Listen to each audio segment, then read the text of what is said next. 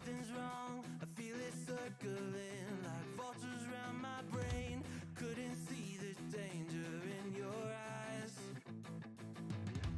Draw me in, got me spinning now like water to a drain. You were perfect till I realized you hadn't shown your face.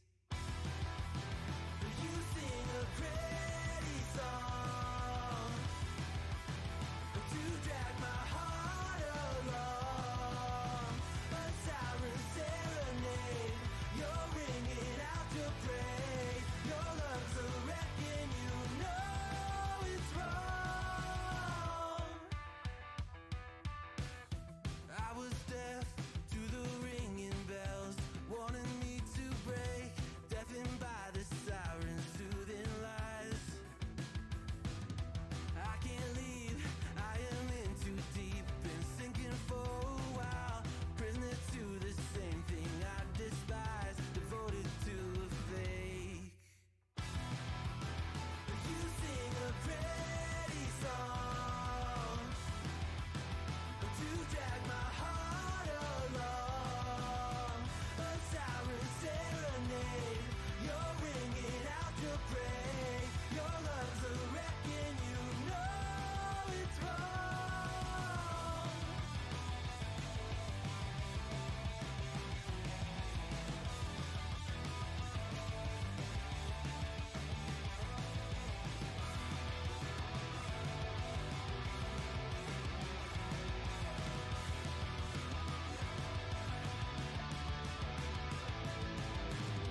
It's over, same story.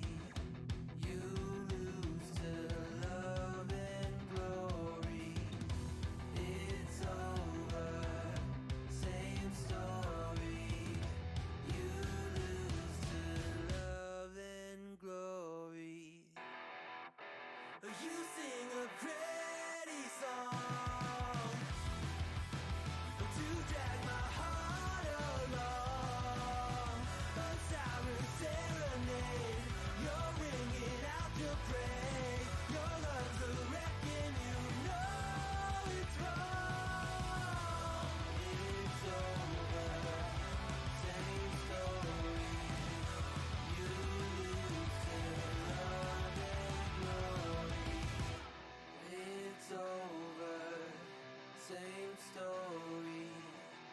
You lose to love and glory.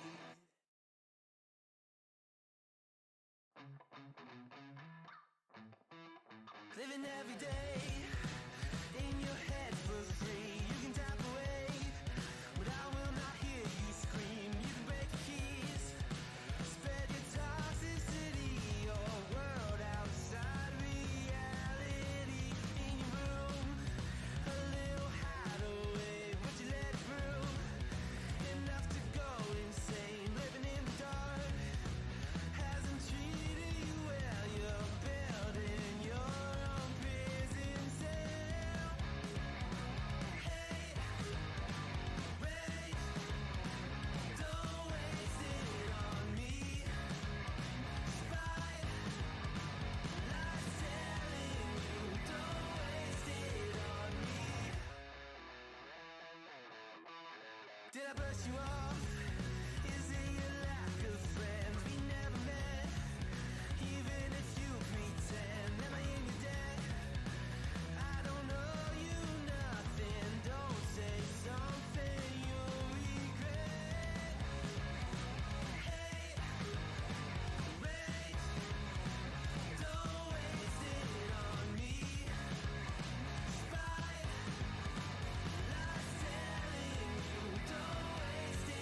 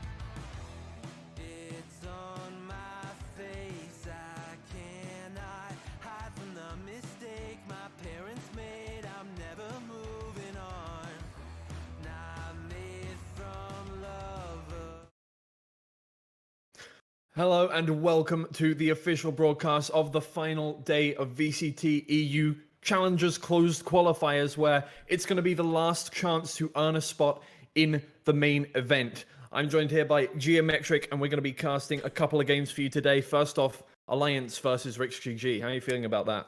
I'm doing good. I think they're actually ready. So let's take a look at the lobby. It should be ready to pop up. Oh, no, not yet. We're still getting some dank tunes coming through from here, so we'll wait a sec for that. Okay, so yes, I'm very excited about Alliance versus RixGG. RixGG, obviously, mostly representing the UK, so big up them. And Alliance, of course, so many people in this community already very familiar with this team. They're no strangers to VCT, although they didn't get to play in the last challenges. So if they make it in today, then they'll be reunited with some of the teams that they've been around before. But for RixGG, it would be their first ever time. Yeah, absolutely. I mean, Alliance have been so good coming through the open and closed qualifiers. I've seen a lot of their games. I've casted two of them, one in the opens, one in the closed. And I mean, like the standout player, Cadavra. Yeah, I say Cadavra. Yeah, get it out now. Don't worry, you can laugh now. He's been absolutely a standout player, getting so many picks and showing his skill on Reyna and Phoenix. And then obviously over on the RixGG side, I actually haven't seen any of their games so far, but yeah, I've heard they've been doing incredibly well. Different paths over to this stage. RixGG dropped out in the first round of closed, whereas Alliance dropped out in the second round of closed to the Team Liquid. So, you know, very different paths here, but should be interesting to see how they match up now. Yeah, we're just trying to get into the agent select here. We're still getting the dank tunes at the moment, so just trying to move this on. But yeah, I mean, what were some of the things? So, because you actually got to cast a little bit more this week, what were some of the things that you noticed about these teams? I think definitely, you know, Alliance, I don't think they lean on Cadavra, but Cadavra is such a important player as to how Alliance formulate their attacks. He's just a, like, quintessential entry fragger. Just every time, every round getting those opening frags. I think first kills in their game against Team Liquid, there were 7, where, you know, Scream didn't even get that much more than that, you know, so very impressive in that sense. And then I think in the game against Ninjas in Pajamas in the first round, they actually got 12 opening kills, which is, like, unbelievable. So I think actually on the first map, it was 7 of those were in one map. So just absolutely formulating attacks around Cadavra there. And the rest of the team always have their back. Fearoth is there for so many clutches. You got Hype and Jusu, who are also brilliant at support players. Jusu usually picking up the jet. And it's just, you know, it's like that. You know how NA used to play over in Masters, like in Reykjavik, you know, they had those double duelists and they'd push in. And it's really just that independent kind of everybody is doing their job. And it's just so beautiful to see everything kind of coming together. It's not like they're doing massive team plays or anything like that. It's just like they all have their own job and they're all doing it brilliantly.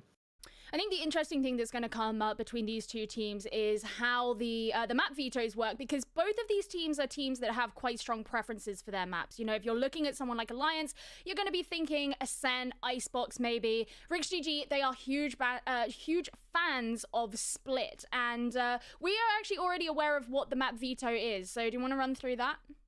Yeah, of course. I just need to scroll back in the... So Alliance banned Split first, then Rix banned Icebox. Alliance picked Breeze as the first map to which Rix is going to be defending. So Breeze to start with, obviously a very... it's going to be a great, exciting start. Here we go. I think... Oh, we're about to load into Breeze. There we go. Everybody picking up their agents. Now Rix then, in response to that, picked Bind for Alliance to defend. And then Alliance, as the tiebreaker, picked Haven for Rix to defend. So this is actually going to be pretty huge, the fact that we're going into Breeze as our first map, because we know what the preferences of these teams are. They basically target banned each other, with those first bans being in Split and Icebox. And Breeze is a map that I think there has been some discomfort on both sides from both these teams. Alliance have very clearly tried to lean into the Breeze a bit more recently. They played it against NIP, which they won, but it wasn't by a really huge margin. It was a 13-10 scoreline. They also played it against Team Liquid, but that was a bit more of a brutal loss for Alliance. So this is quite a risk for them, and I think they're trying to catch RixGG off guard. Yeah, I mean, Liquid did pick it again in their first game against Finest as well. They didn't win quite as, you know, convincingly on that one, but it looks like they are trying to push that one, Liquid, so it's understandable that they would pick that and win against Alliance in that sense. But now, yeah, we're coming into this one first, which is interesting from both teams, because I don't think both teams are as confident as you would see in something like Liquid, where they specifically wanted to pick Breeze first every time. I think Alliance are trying to push that, but maybe a little less practice than those guys. Anyway, they're on the attacking side first, and yeah, I'm really interested to see how once again Cadaver is with this Reyna, because he's been absolutely insane with the Reyna up to this point. It's always, I think of it as a great comfort pick, Reyna, so I'm always excited to see how somebody plays with it. Gonna have the flash of the Leer against the flash of the curveball as well. One thing that I actually find very interesting about these compositional choices too is both of them are going for the double duelist, which has been a topic of conversation recently about what the best way on Breeze to go for is. A lot of teams lately have been going for more of a controller-centric kind of composition, less so than an aggressive one that we're seeing here. Yeah, absolutely. I mean, Alliance are already pushing in. They have control of pyramids just about, and they're going to get the spike down. It's a good wall to keep away RixGG players there. So they're going to have to... Oh, can't quite jump over that one. It's a little too high. Otom doesn't quite have the, he's no Michael Jordan. He can't get up to that. Now, trying to retake this. Lucka's going to take the first pick. Oh, Mickey on one, but... Oh, the trade's coming out all over the place. Lucka does take Land Laza there. Oh, RixGG, they're actually taking this fully, and they go around the back. Latex with a massive trade there. Oh, sorry, massive flank there. He's actually going to take out 3. I love the fact that you could tell that Lucka was just wanting to go for the ghost. And just, you gotta squeeze in a kill there just before you get it in. I mean, it was kind of messy. What do you expect? Pistol rounds are pistol rounds. And of course, it goes back to what we were talking about with Breeze not necessarily being comfort picks for either of these two teams. It's interesting as well. I'm going to have my eye on Otom very much, because even though he is the player who takes on that second duelist role, should they decide to go for it, a lot of the time you see him playing more kind of supportive roles. He very often takes on Skye, for example. So it's not super common to see him on something like a Phoenix, and he went down very early in that round, and I'd like to see him winning out more of the opening engagements. Well, now Alliance, they're going for a little split here. Got one over in the B tunnel, and the rest of the players over towards A. They're actually going to take control of the site for free. RixGG playing a more mid-centric composition, centric mid.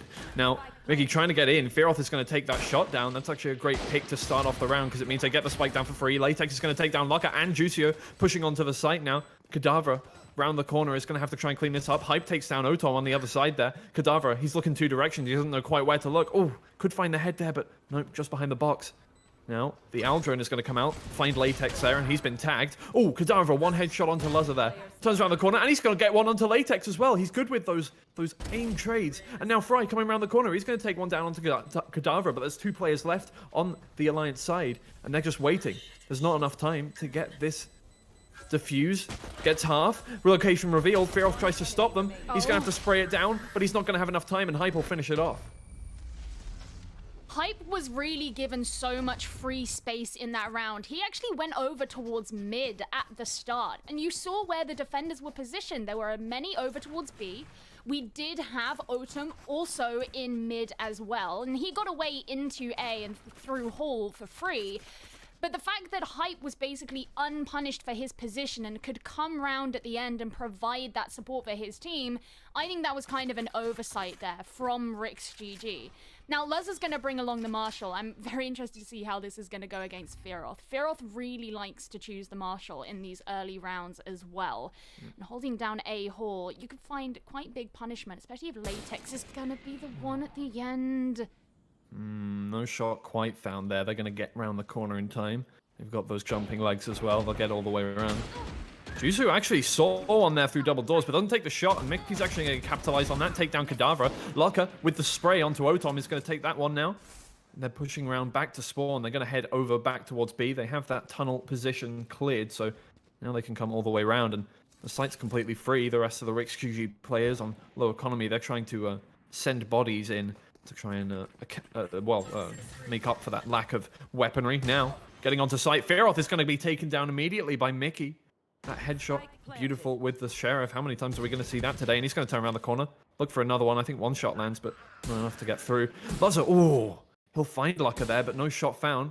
Hype, in the meantime, taking down Latex on the other side of the map. Jusu pushing around the corner is going to take one down with the Vandal. It's just Mickey left. In the 1v3 situation, may as well push it. He's only got a Sheriff in hand. Nobody's showing their face, but Jusu... Oh, Mickey with the shots. 3 kills now this round, and it's good for economy, but you've got 2 players on either side of you, and Hype will finish it off with the 3k as well. Yeah, he's kind of stuck between a rock and a hard place here. Unfortunate for Mickey Boy, who really is more of a support player and not necessarily the one that you're going to be looking to clutch out the end of the round. Usually that's going to go to someone like Otom and Fry, but of course if they're not alive, then unfortunately that's not going to be an option. I like the way that Latex was trying to hold the flank over towards A lobby, just to ensure that after those Vipers walls went up in mid, that the attackers really were heading towards B rather than making a, you know, a fake out and going back towards A. But of course ended up getting caught out by Hype on his route there, which meant there was no flank available for the defenders and very hard to actually successfully do it there. Yeah, we saw that change of the Cypher's trapwire there, pulling back the Jet. And Juice has actually been caught out by that a lot before, but he's going to get rezzed. Doesn't really matter. Got that second life, second chance. Can't be caught out by the same trapwire twice, and Juice is going to make the most of his second life. Taking that pick onto Otom now. Oh, Latex though, in that little gap below the wall. He's going to take down Juice. Back to a 4v3. Lazza pushing through onto site. Nobody is quite watching this corner. Hype is going to take down Latex though, and now Lazza pushing through the smoke. He gets revealed. He's by pillar. He gets sprayed down by Lucka, and it's just Mickey takes one. The 180 onto Lucka, but Fearoff will clean it up in the end.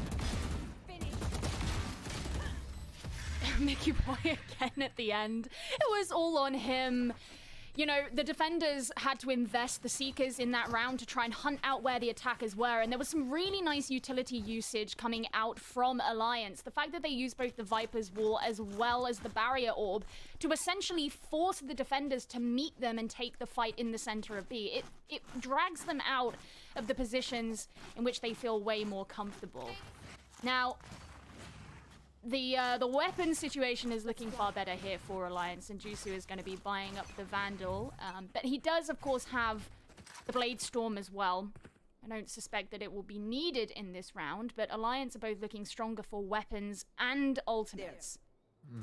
Kadavra knows Mickey's there, and he's actually going to find the headshot through the box eventually. Took a few shots, but he'll take him down in the end. Now, location revealed of Jusu there, and he's going to get pulled back by the tripwire again. But backing up now, Latex. He's not going to be taken out. Otom will be taken down by Kadavra, though. On 10 HP, he didn't get that health. He went for the movement instead, and he's going to run around. Jusu trying to get on top of these pyramids, and he'll take down Latex with it as well. Hype takes down Lutter as well. Oh, well, Kadavra, he'll finish it off, as with all things. Oh my god, Lazza was trying to come round on a flank and had absolutely no idea that he was being followed by Hype.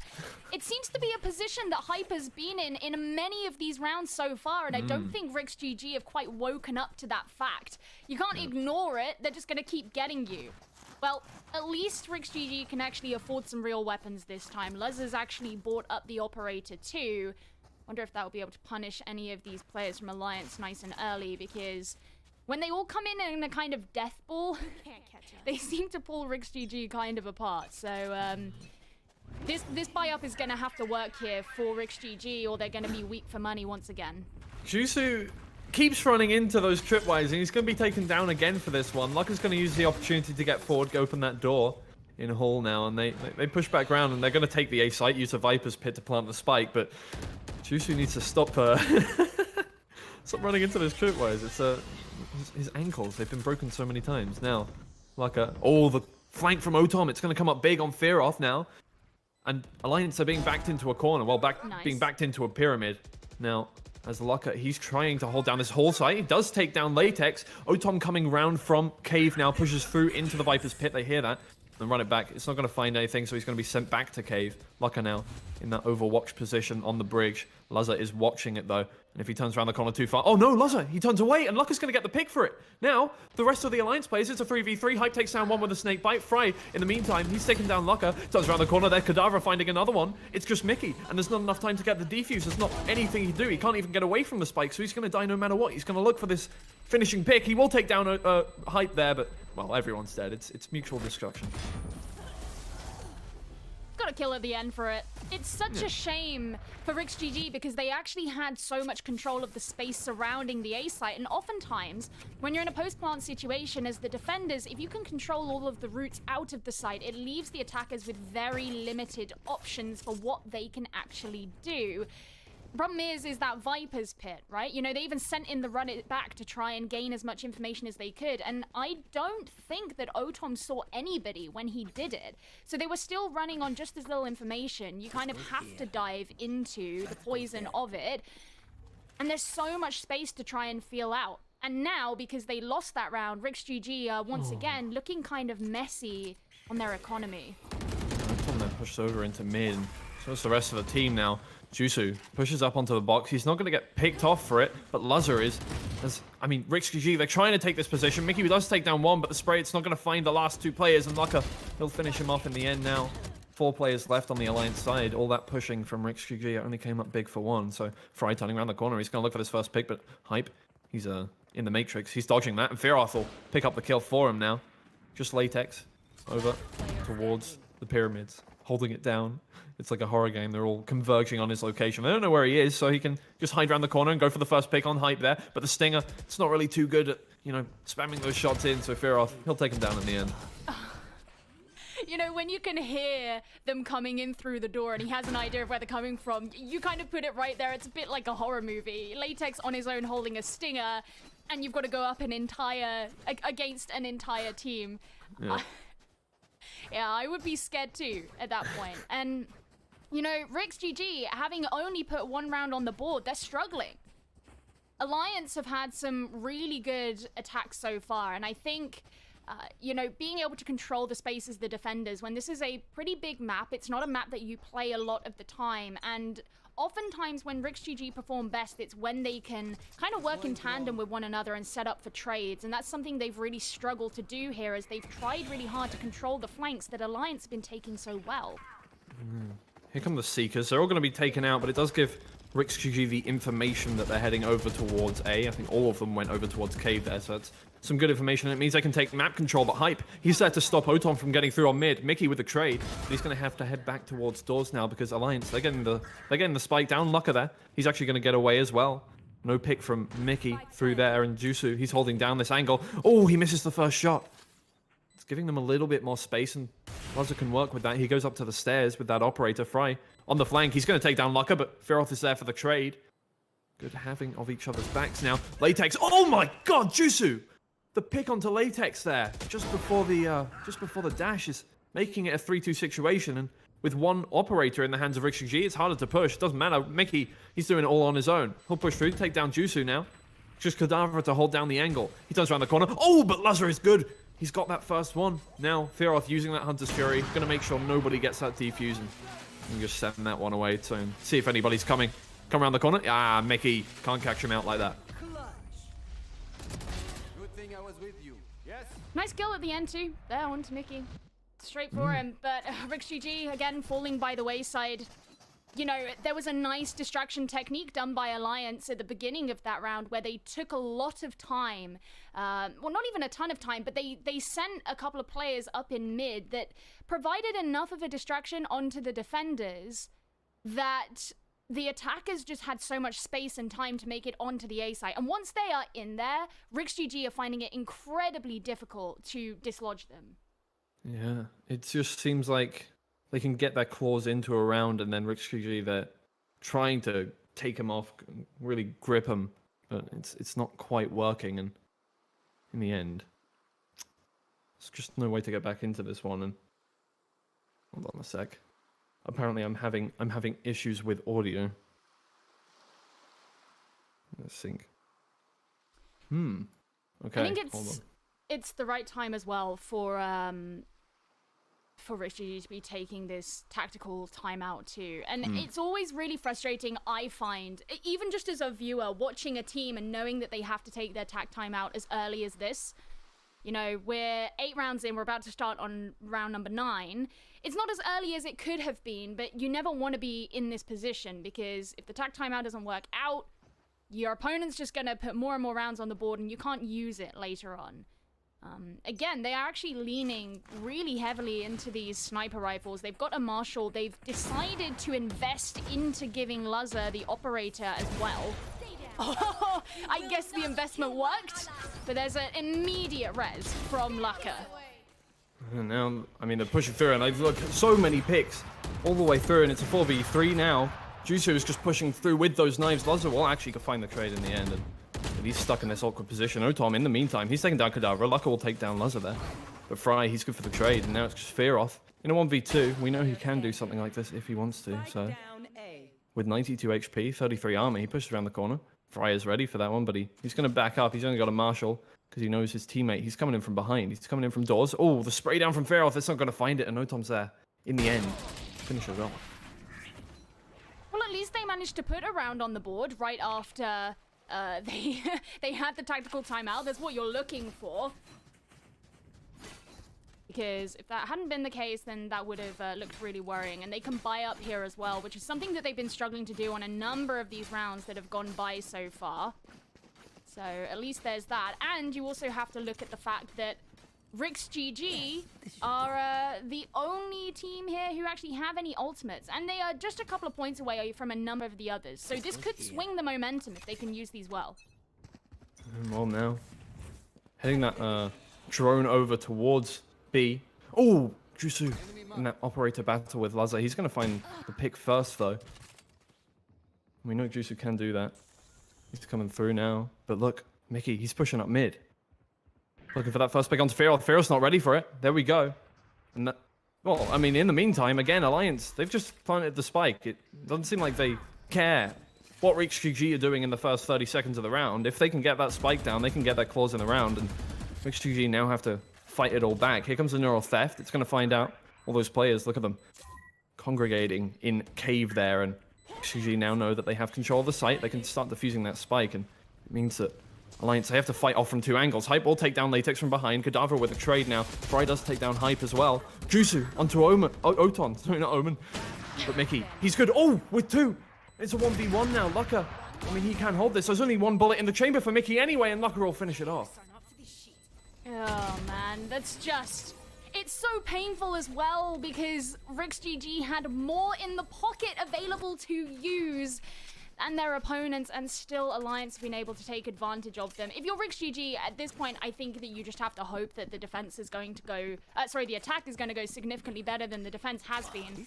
Alliance have had a really, really good way of overwhelming RixGG and basically forcing them apart. You know, it's not even about isolating individuals, but it's more about being able to force them to play individually and make decisions as to if they're going to look this way or that, and then exploit them when they finally do.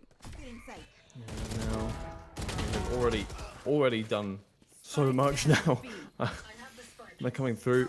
Over to B. Oh, Fry missed that shot just about. I'm gonna try and... No use of the Viper's Pit. Oh, the two no-scopes through that on the Marshal. Oh, he will find the trade in the end, but it's a 1v3 now, and Luzza, he has the knives out. This is difficult to hold. Luzza, he's just going to peek around the corner, throw one down, but Kadavra, he has three angles that he has to hold down now. Latex, he's turning around the corner. No, he's not. He's holding it safely, but yeah, there's from main. Mickey, he'll finish it off. Thrifty. I think, you know, it's very similar to a strategy that Alliance were trying earlier on when they pushed onto the B site. They used the walls that they had available to force RixGG into the aggressive fight, I suppose. Except this time, when you've only got one player left, it doesn't really put you in the better position because you become surrounded by three different defenders. Yeah. Now, RixGG have the opportunity here to put this at an 8-4 for the half, which is not terrible. It could be way worse than that. They are going up against a decent buy from Alliance as well as Ultimates too.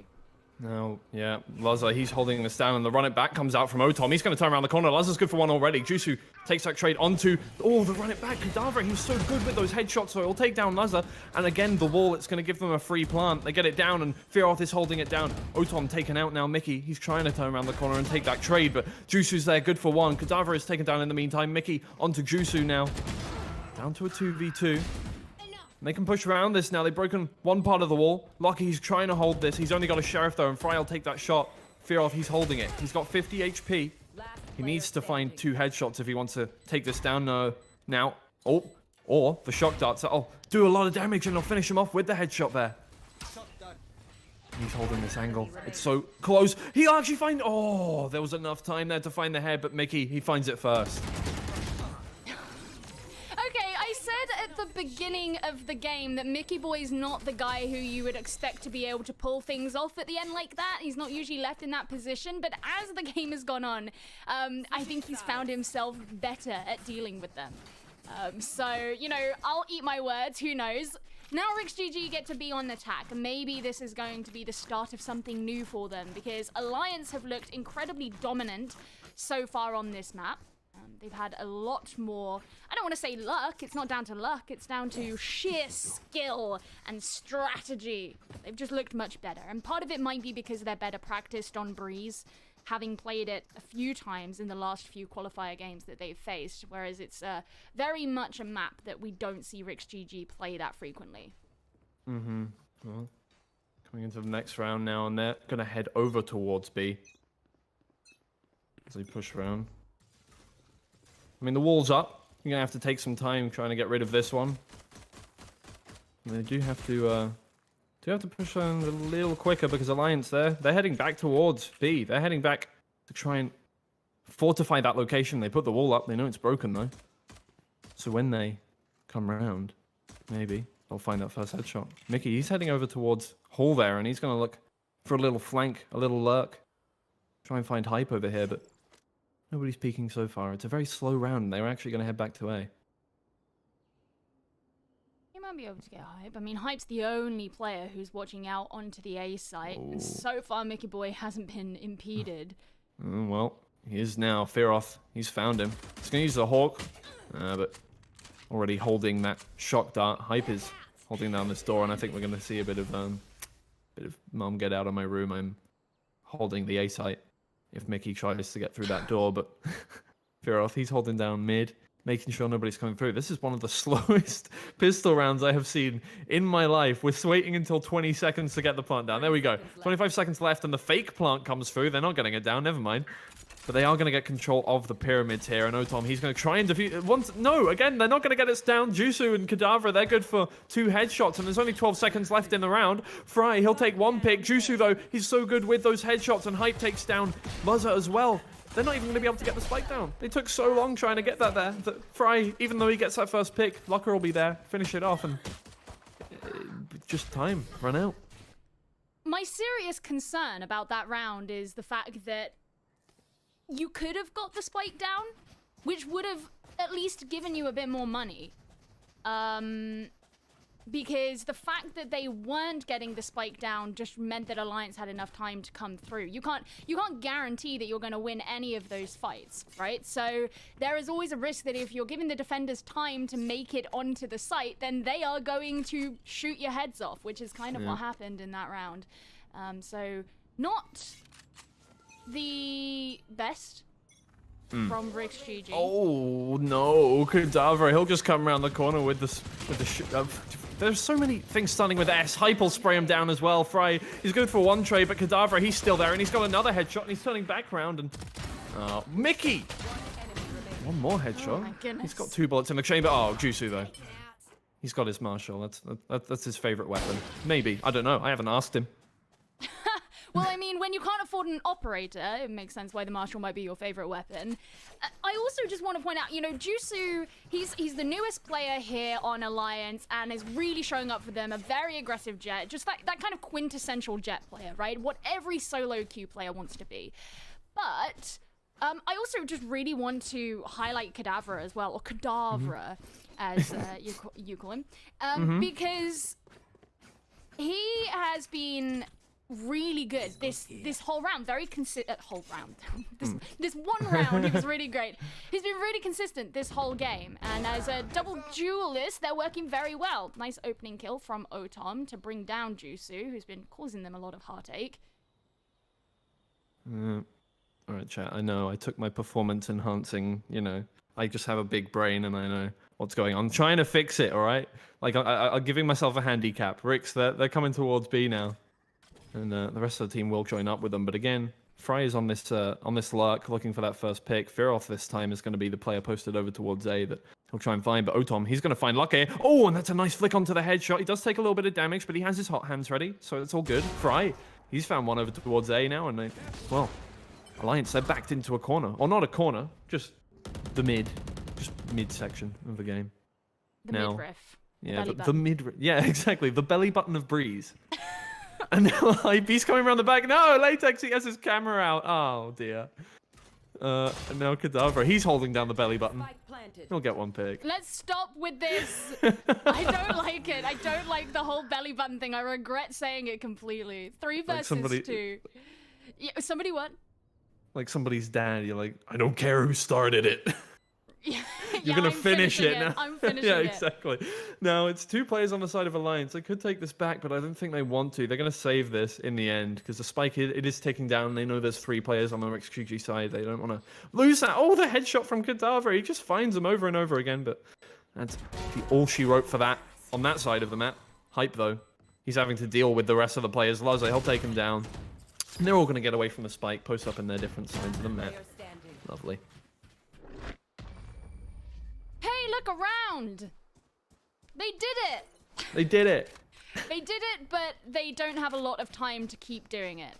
They need to put another 7 on the board, and they have a leniency of 2, or 3, I suppose, because Alliance is still very, very much further ahead. And actually, even though RixGG did finally win that round out, I expected their post plant to be a bit more successful and not actually get caught out at the end.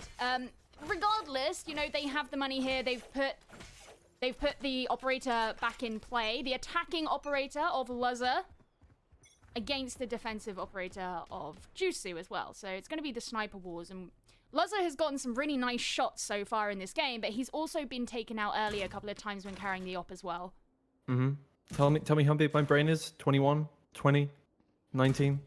18? How big is my brain? No, I'm on 20, 19. My brain is 18. that massive. Okay. I'll try and fix that again after this round. I'll still be a prophet. Twiggy's living I'm in the just future. in the future. I can't tell if it's my internet or just my neurons in my brain firing off so quickly, but either way, somehow, I'm having to add more and more delay to the video, and we'll see. At some point, we'll be years behind, but I'll get there eventually.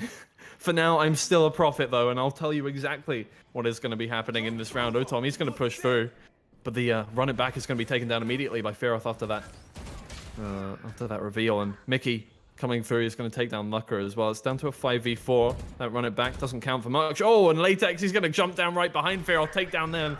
Cadaver, he's also down in hype. He gets a trade onto Latex, but he's stuck in a corner now, and Mickey's stunning around the corner, and we know how he can hit those headshots. Just one player left, and it's Jusu with the operator. There's one player below him. He doesn't know it. Oh, no. And there it is. Oh, Tom, he'll finish it off. Right, okay. Here we go again. Right, I am going to got to know everything that was happening before it happened. It's beautiful. Really enjoyable. I am adding 5 seconds to my delay. Here we go. I can just share my screen with you. Okay, wait. 19, 18, 17, 16. No, you're 2 seconds ahead of me. Oh my god. Okay, share your screen for now. I will. I'll keep trying to fix it. Technology truly is the bane of all our existences. Yeah. Yeah, well, that was a good round for RixGG, and they get to keep a lot of what they already have. Meanwhile, it's going to be an eco from the side of Alliance. And they're pushing up very aggressive, as you can see, or very aggressive on the A side. Compared to what I'm seeing from you, I think I have just about fixed it, so I think we're all good. Don't worry about it. You want to give me a countdown? 23, 22, 21. Yeah! 20. Hey! Yes! We got it! I've made myself a little bit dumber, and now I whacked myself in the head with a pan, and now I'm back in sync with the rest of the world.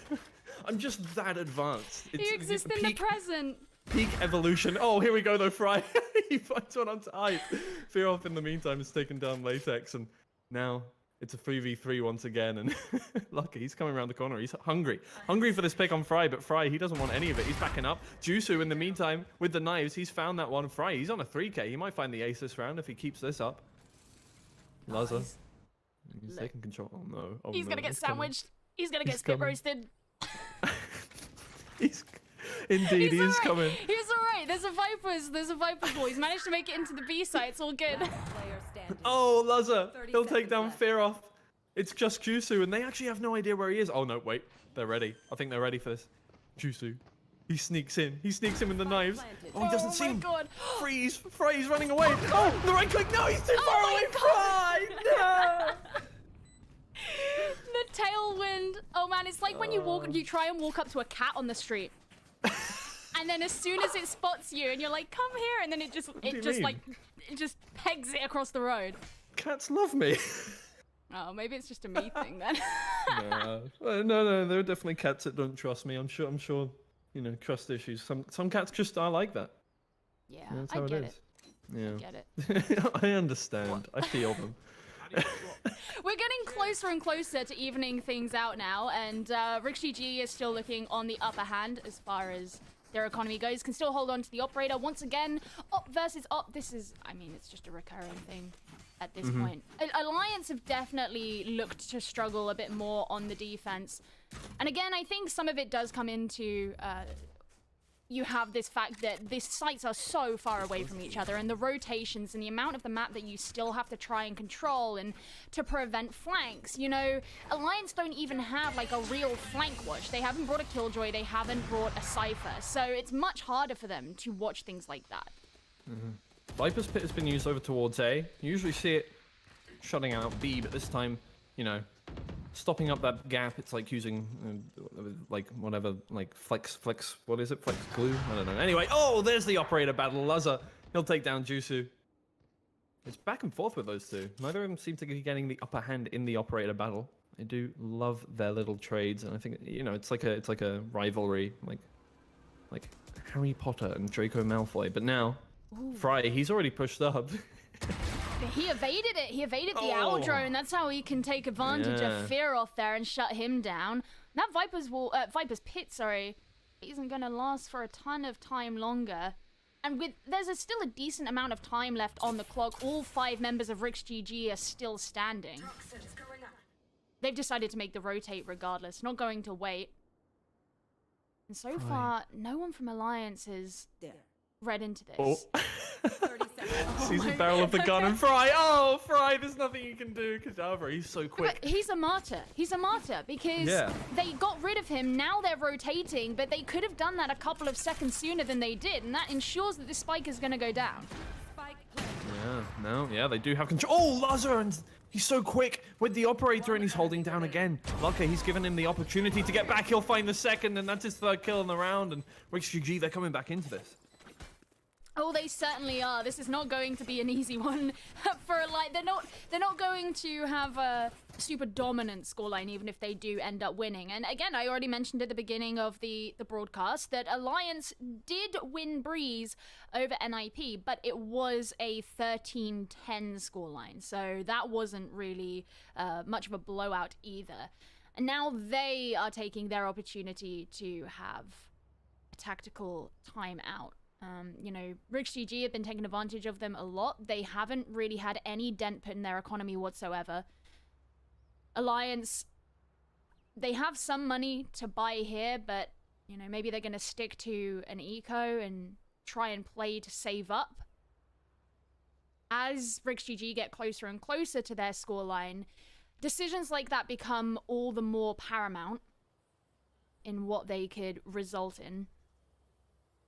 And you kind of, there is that thought process that's like, we want to stock up on money so that if we do lose these next couple of rounds, we actually can still keep ourselves in this game if RixGG meet where we're at right now. Yep. No. It's a difficult situation now for Alliance. I mean, they took that tack pause. They know they're backed into a little corner in the economy-wise. You know, they've had their economy lessons, but not at like bachelor's degree level yet. They're not masters, so they're taking a little pause to go over their notes. think about exactly what they want to buy up in this round. And RixGG, they're gaining some info. They don't actually see anybody with the wolf there. What the dog doing? I know that seems to be a phrase people like me saying. Oh, Feroth, he's good with the Marshall. He'll find one. He's looking for a second. Otom, though, he's just going to dodge it like the Matrix. Get out of the way of that one. But RixGG, and unabated, they're pushing over on into A. The Hot Hands goes down to try and find out where they are, but Otom is being sprayed down. That's 3 assists on that kill from Cadaver, and he'll actually drop the spike as well over towards there. And Alliance, they're closing in. They're on lower economy, but they seem to be making the most of it. Latex, he picks up the spike in his own cage, and he's going to head back towards the other side of the pyramid to get that spike down.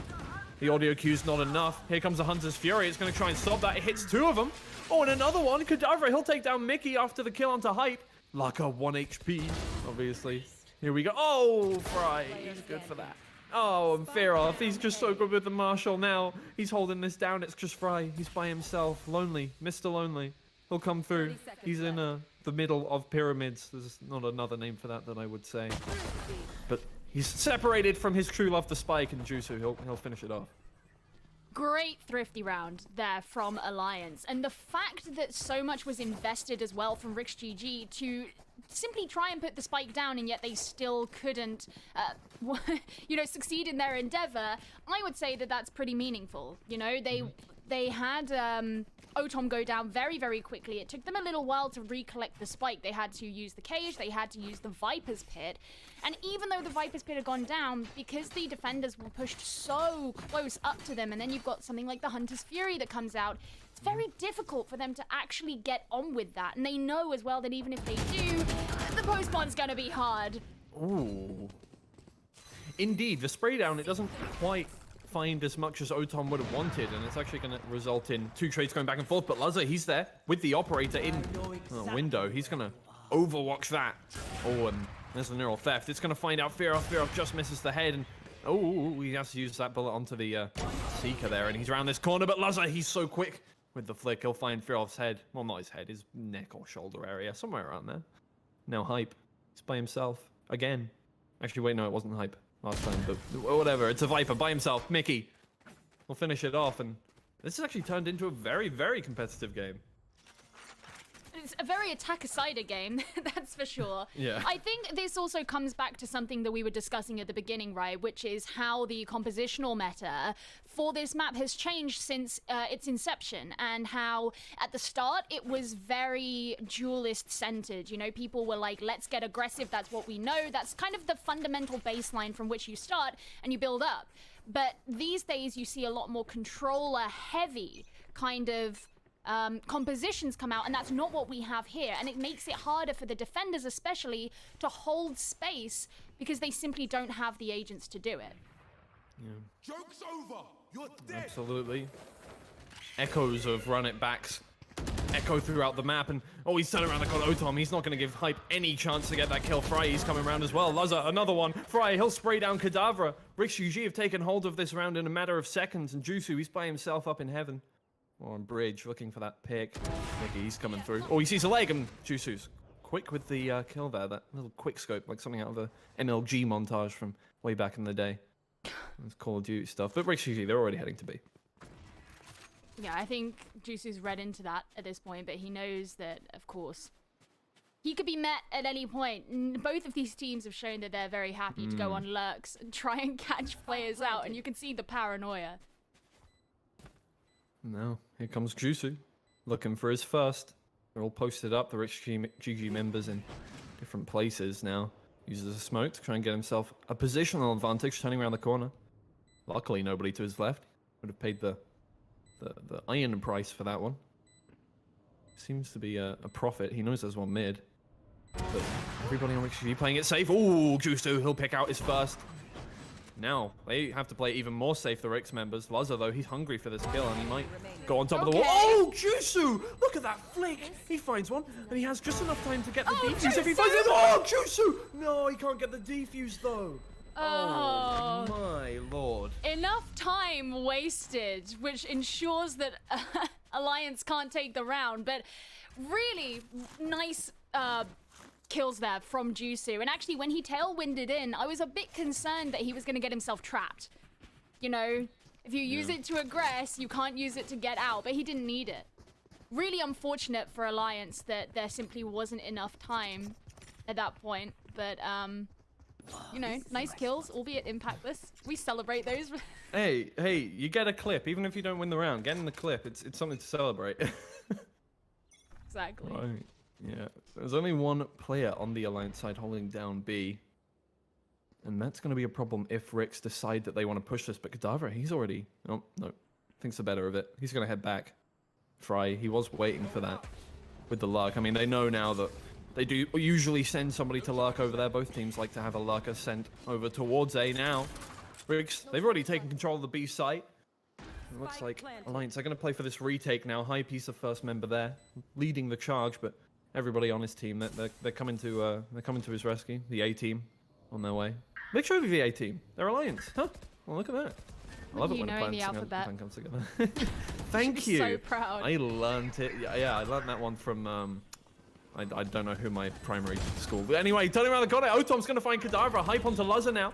Hype has taken this position around the corner, and Otom, he's going big with 2. Jusu, though, oh, massive with the knives. He'll take down 1. Fearoth onto Latex, Fry onto Jusu. Turning around the corner, there's Mickey onto Hype, and it's just the 2v1 now. Fearoth, he doesn't have any time. He's going to have to back away, and it's going to make it 11-11. Finally evened out. That wall that was set up by Alliance was actually pretty good in the sense that it was entirely designed to make post-plant very difficult for the attackers. Getting into plant, not so difficult. They use their own blaze wall, they use a guiding light, ensure that no one's behind it. Great, you can put the plant down. But after that, being able to protect the plant becomes all the more harder. The thing is, if the Viper on the defending team dies, then suddenly that entire plan is nullified, and that is what happened. You know, when Fearoth was left on his own at the end, there wasn't really any utility out to help with his job. Kadavra, he's going for this push along with Jusu. They're best buds. They're running together like birds of a feather, but no. Heading back again, look, they seem to just like pushing this one. Oh, Otom, he's going to turn around the corner with a run it back and actually take the first pick onto Jusu. Kadavra's good for the trade, gets the first one onto Mickey there, but not taking out Otom at the back of that run it back. He's actually kind of got away quite literally with Daylight Murder there. Kadavra, he's going to come back for seconds. He's hungry still. Otom finishes him off now.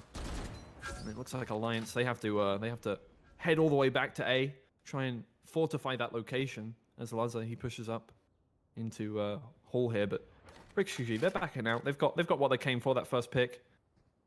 And they have the man advantage now.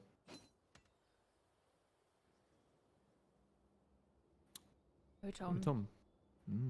Leading the charge. Well, I say charge, it's not much of a charge, is it? The stroll. Yeah. Does seem like a nice location to have a nice walk with your friends there. The cave, Fearoth, he'll fire off a shot. Turning around the corner, Fry, he's going to be caught out by Lucker's Sheriff there, but Latex, he knows where he is now.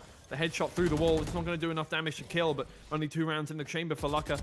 He's going to get away, actually, with that cage. Luzza coming from the back. We saw that flank come through, and he's taken down another one. Will he finish it off? He will with that third. I really like that. So much of the defender attention was present on Cave. And once the cages went up, denying them the line of sight onto most of the attackers, it gave Luzza the opportunity to come round from behind. Now, if you're Alliance, what do you do here? They have the money to buy up, of course, and I suppose they have to. This is match point. You know, you don't have any rounds to play with. So they have to. They have to buy everything. They don't have any, well, they have 1 ultimate to play with. They're not that close to any others. They're 3 points away from the Hunter's Fury. All they have is a res.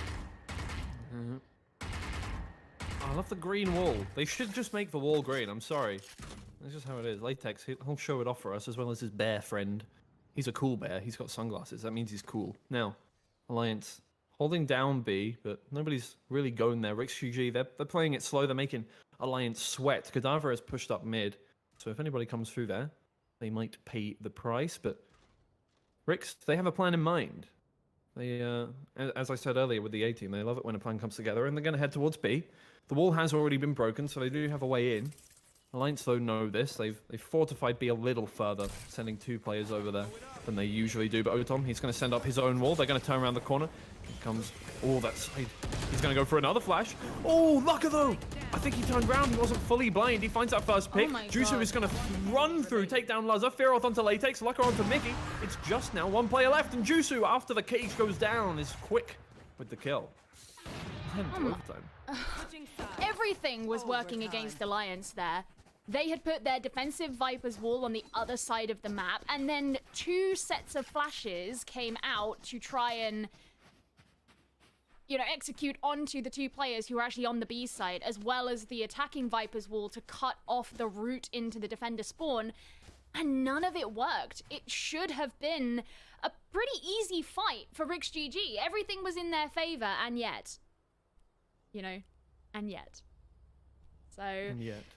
Overtime. Don't forget, of course, this was Alliance's pick. So Alliance now, the opportunity to win their own map pick is back on the cards because it did get wrenched away from them. They've clawed it back. They've just got to actually do it now. Oh, the a little off with the reveal there from the Aldrone and Rix. They're not going to find their way in. They're going to just be held back up in this one. But the flashes and so many layers, they come out to stop anybody on Rix from seeing anything at all. But Alliance, they haven't found a pick, and they're actually going to head all the way back now. They've knocked on the door, and they've determined that somebody is definitely home, and it's a big, burly 6'6" man. And they don't really want to contest that. You want to break into a home with somebody who could take off your head with their lampshade. Now, I don't know.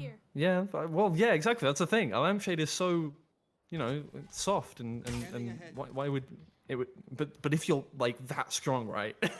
If you're that strong, you could turn anything into a weapon anyway. Sure. Alliance now, they're spread out across the map. It was just the first thing that came to mind, all right? They're spread out across the map. They're looking for their first pick. They haven't actually done any damage. Neither team done any damage, and this is something we've seen a few times now from Alliance. They're just waiting. Actually, no, we saw it from RixGG last time. They took their time so much, and it didn't actually end up great for them. Now they're going to head through mid, over towards B, using that smoke. There's a one-way smoke there, and Otom's already started his dominion over the A site. He's taken down 1. A little bit of damage for it, but Latex, he's coming in. Cadaver with the trade. Fearoth with another one onto Latex. Turning around the corner. Otom will find 1. Lucka's there with the trade now. And he still has control of this, but he knows 1 more player is on there. Lazza there with the operator. Fearoth trying to spray it down. Lazza will find 1 onto Lucka. To 1v2. Fry, he's coming in from behind, and Fearoth doesn't know this. Oh, he's on stairs. Oh, no, he's behind stairs. Wait, Fry doesn't know where he is. He'll have heard this. The footsteps, Fearoth, he knows now. And turning around the corner. Oh, Fry, he's just quicker with the headshot. Finish off that round, and RixGG, they take the first round in the overtime. One of the things that really hurt Alliance there was the fact that they weren't aware of Latex's position. He was up at the top of Hall, and Alliance sent 2 of their players round on a very big flank, looking to come in through, I don't know, maybe Bridge, Hall, whatever it was, around the other side of the A site, because they didn't know of his position. I think it was only 1 of their players who got caught out there, like actually, dying, but it still messed up the entire point of what they were going for. Now, unfortunately for Alliance, they found themselves on the back foot, but on the side that they struggled with the most. Yeah. Lazza is still committing for that glass cannon in this Cadaver. He's so aggressive even when he knows that 1 round could finish it off. He's actually going to be seen, and Lazza will take him down. That's a massive pick to open up this round, and now they have the man advantage in this, well, the man advantage and round advantage in overtime. Otom, he's pushing through onto site. They've got this already down. The poison orb comes through, but it's not going to stop anybody from getting that spike down. Fearoth, he's taking shots onto Fry. He's going to take it back to a 4v4. Hype spraying through the smoke. Will find Otom in the end now. 3v4, but they do have the spike down. They have that positional advantage, and Alliance, they're going to have to fight for this back. The Aldrone will come out. We'll find Lazza. They're not going to commit the recon bolt from it, though. Mickey, he's coming around for a flank. Nobody's heard him yet. I don't know if they're ready for this. Latex, he'll turn around the corner looking for this first pick, but I mean, the wall's up and they're already defusing. They might actually just find it. No, the spike diffuser is killed. Latex will find it. Lazza is there with 1. Fearoth will try and finish it off, but there's Rix with the game. Oh my god. Wow. God, that was something, and a very, very painful defeat as well there on Breeze for Alliance, I would say. That was their map. That was the one that they were looking to get the advantage on, maybe throw a spanner in the works, and it didn't exactly work out for them.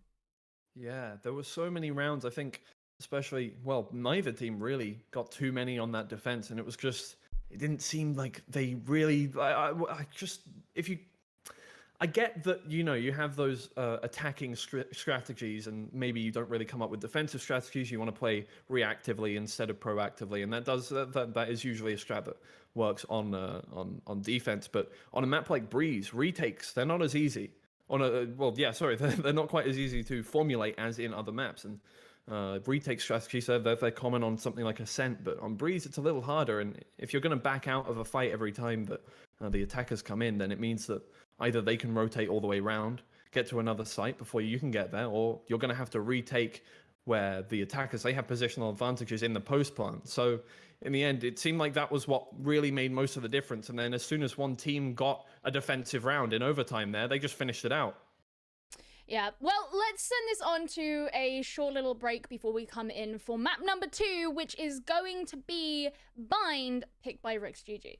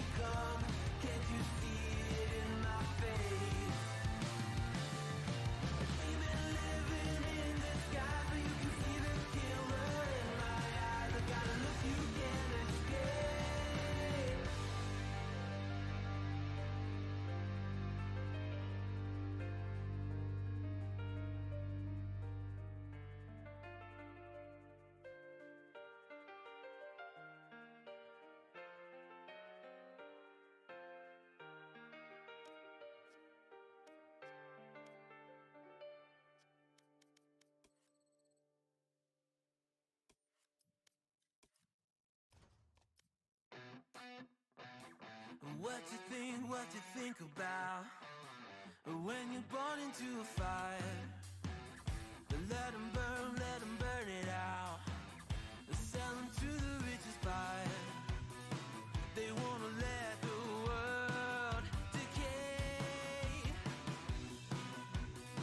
They tell us lies and fade away, fade away. We feel betrayed.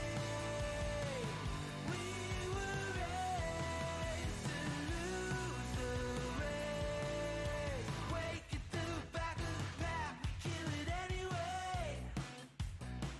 Listen up now, because we're never dropping out.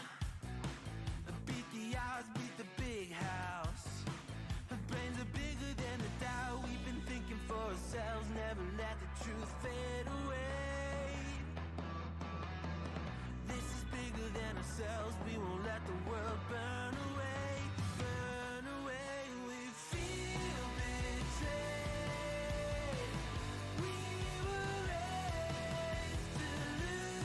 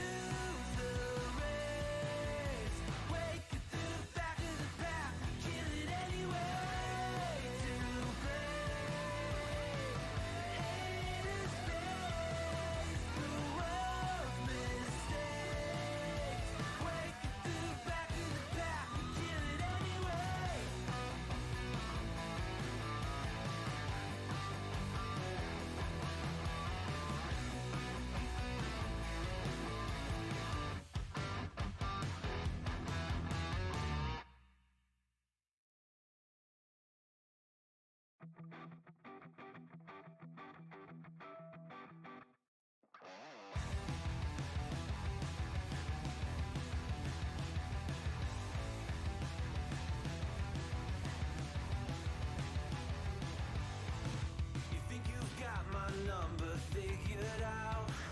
A motive born in drought and brevity. And if I'm not the soul of your design, I blatantly decline your remedy.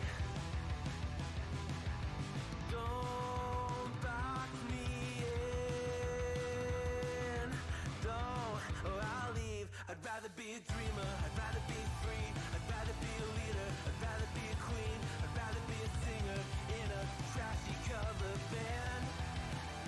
I'd rather be a closer, I'd rather be clean, I'd rather be a poser in a magazine, I'd rather be pretty much anything else than your machine.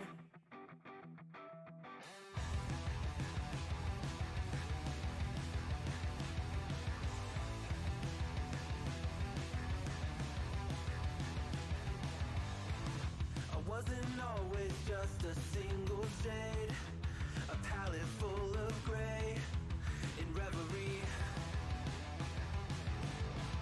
And I can burn it brighter than the sun. I have a colding gun inside of me. Don't box me in, don't, or I'll leave. I'd rather be a dreamer, I'd rather be free, I'd rather be a leader, I'd rather be a queen, I'd rather be a singer in a trashy cover band. I'd rather be a closer, I'd rather be clean, I'd rather be a poser in a magazine, I'd rather be pretty much anything else. And if I fall behind, ignoring all the signs, and if I lose the fight, I still rage against the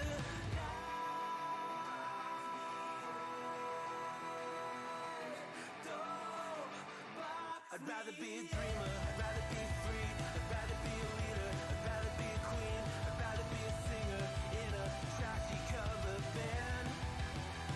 I'd rather be a closer, I'd rather be clean, I'd rather be a poser in a magazine, I'd rather be pretty much anything else than your machine.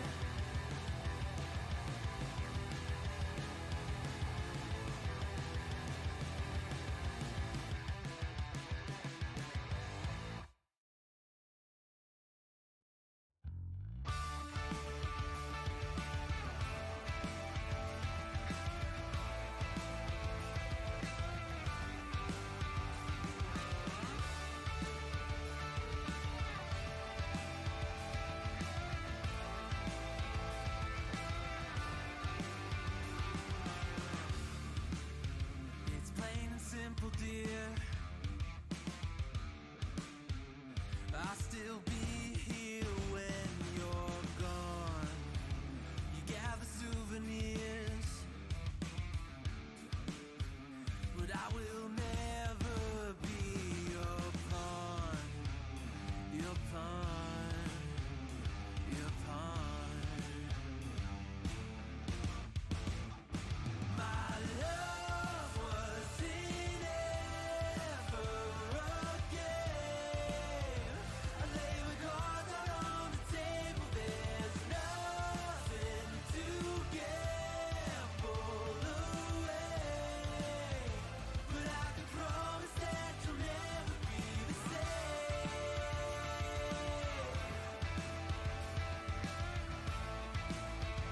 But I can promise that you'll never be the same.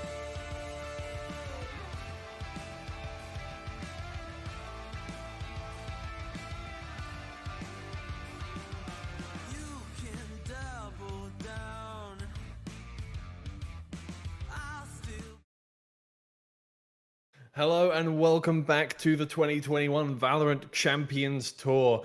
It's stage 3, it's Europe, it's the Challengers, and we're still just in that last day of the closed qualifiers, still fighting to see exactly who is going to be going into the main event. There are 8 teams left. We're casting 4 of them today, and we're midway through the series of RixGG Thunder versus Alliance here. RixGG taking the first map through overtime on Breeze, and we're going to be heading over to Bind next. Should be incredibly exciting. Very different map. Yeah, very different map, and I think that first map was definitely, it was a risk pick from Alliance, and actually the fact they've now lost their pick, that was a big gamble. I partially think that they were looking to throw RixGG off, knowing that they don't like to play on Breeze that much, and Alliance have played Breeze a couple of times over the course of the last week.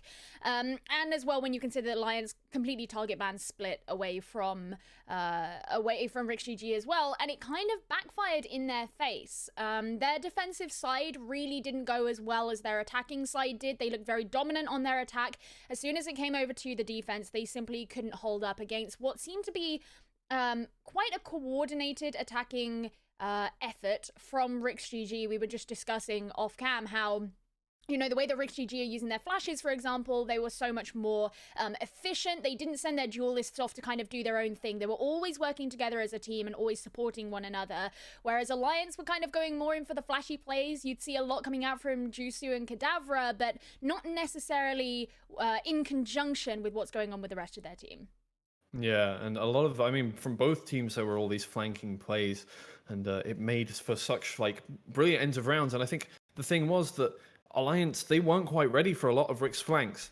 They just didn't seem to realize that in the end, they were doing the same thing as Alliance, coming around behind, getting so many, like, essential picks. And I think a few rounds, definitely at least 4 rounds were won for RixGG off the back of a flank that Rix weren't expecting. And then on the other side, it only happened once or twice. Alliance were kind of just ready for that to happen. They knew exactly what they were going to do. So in Bind, I mean, flanks are even more potent in Bind. So I'm really interested to see how both teams play that one. Yeah, well, we can have a look to see what agents they're going to be picking. So one of the big problems that we had in Breeze was the fact that the teams, both of them on their defenses, really struggled to control a lot of the space. And some of that can be put down to the fact that they were both running double duelist compositions and not bringing a lot of controllers in.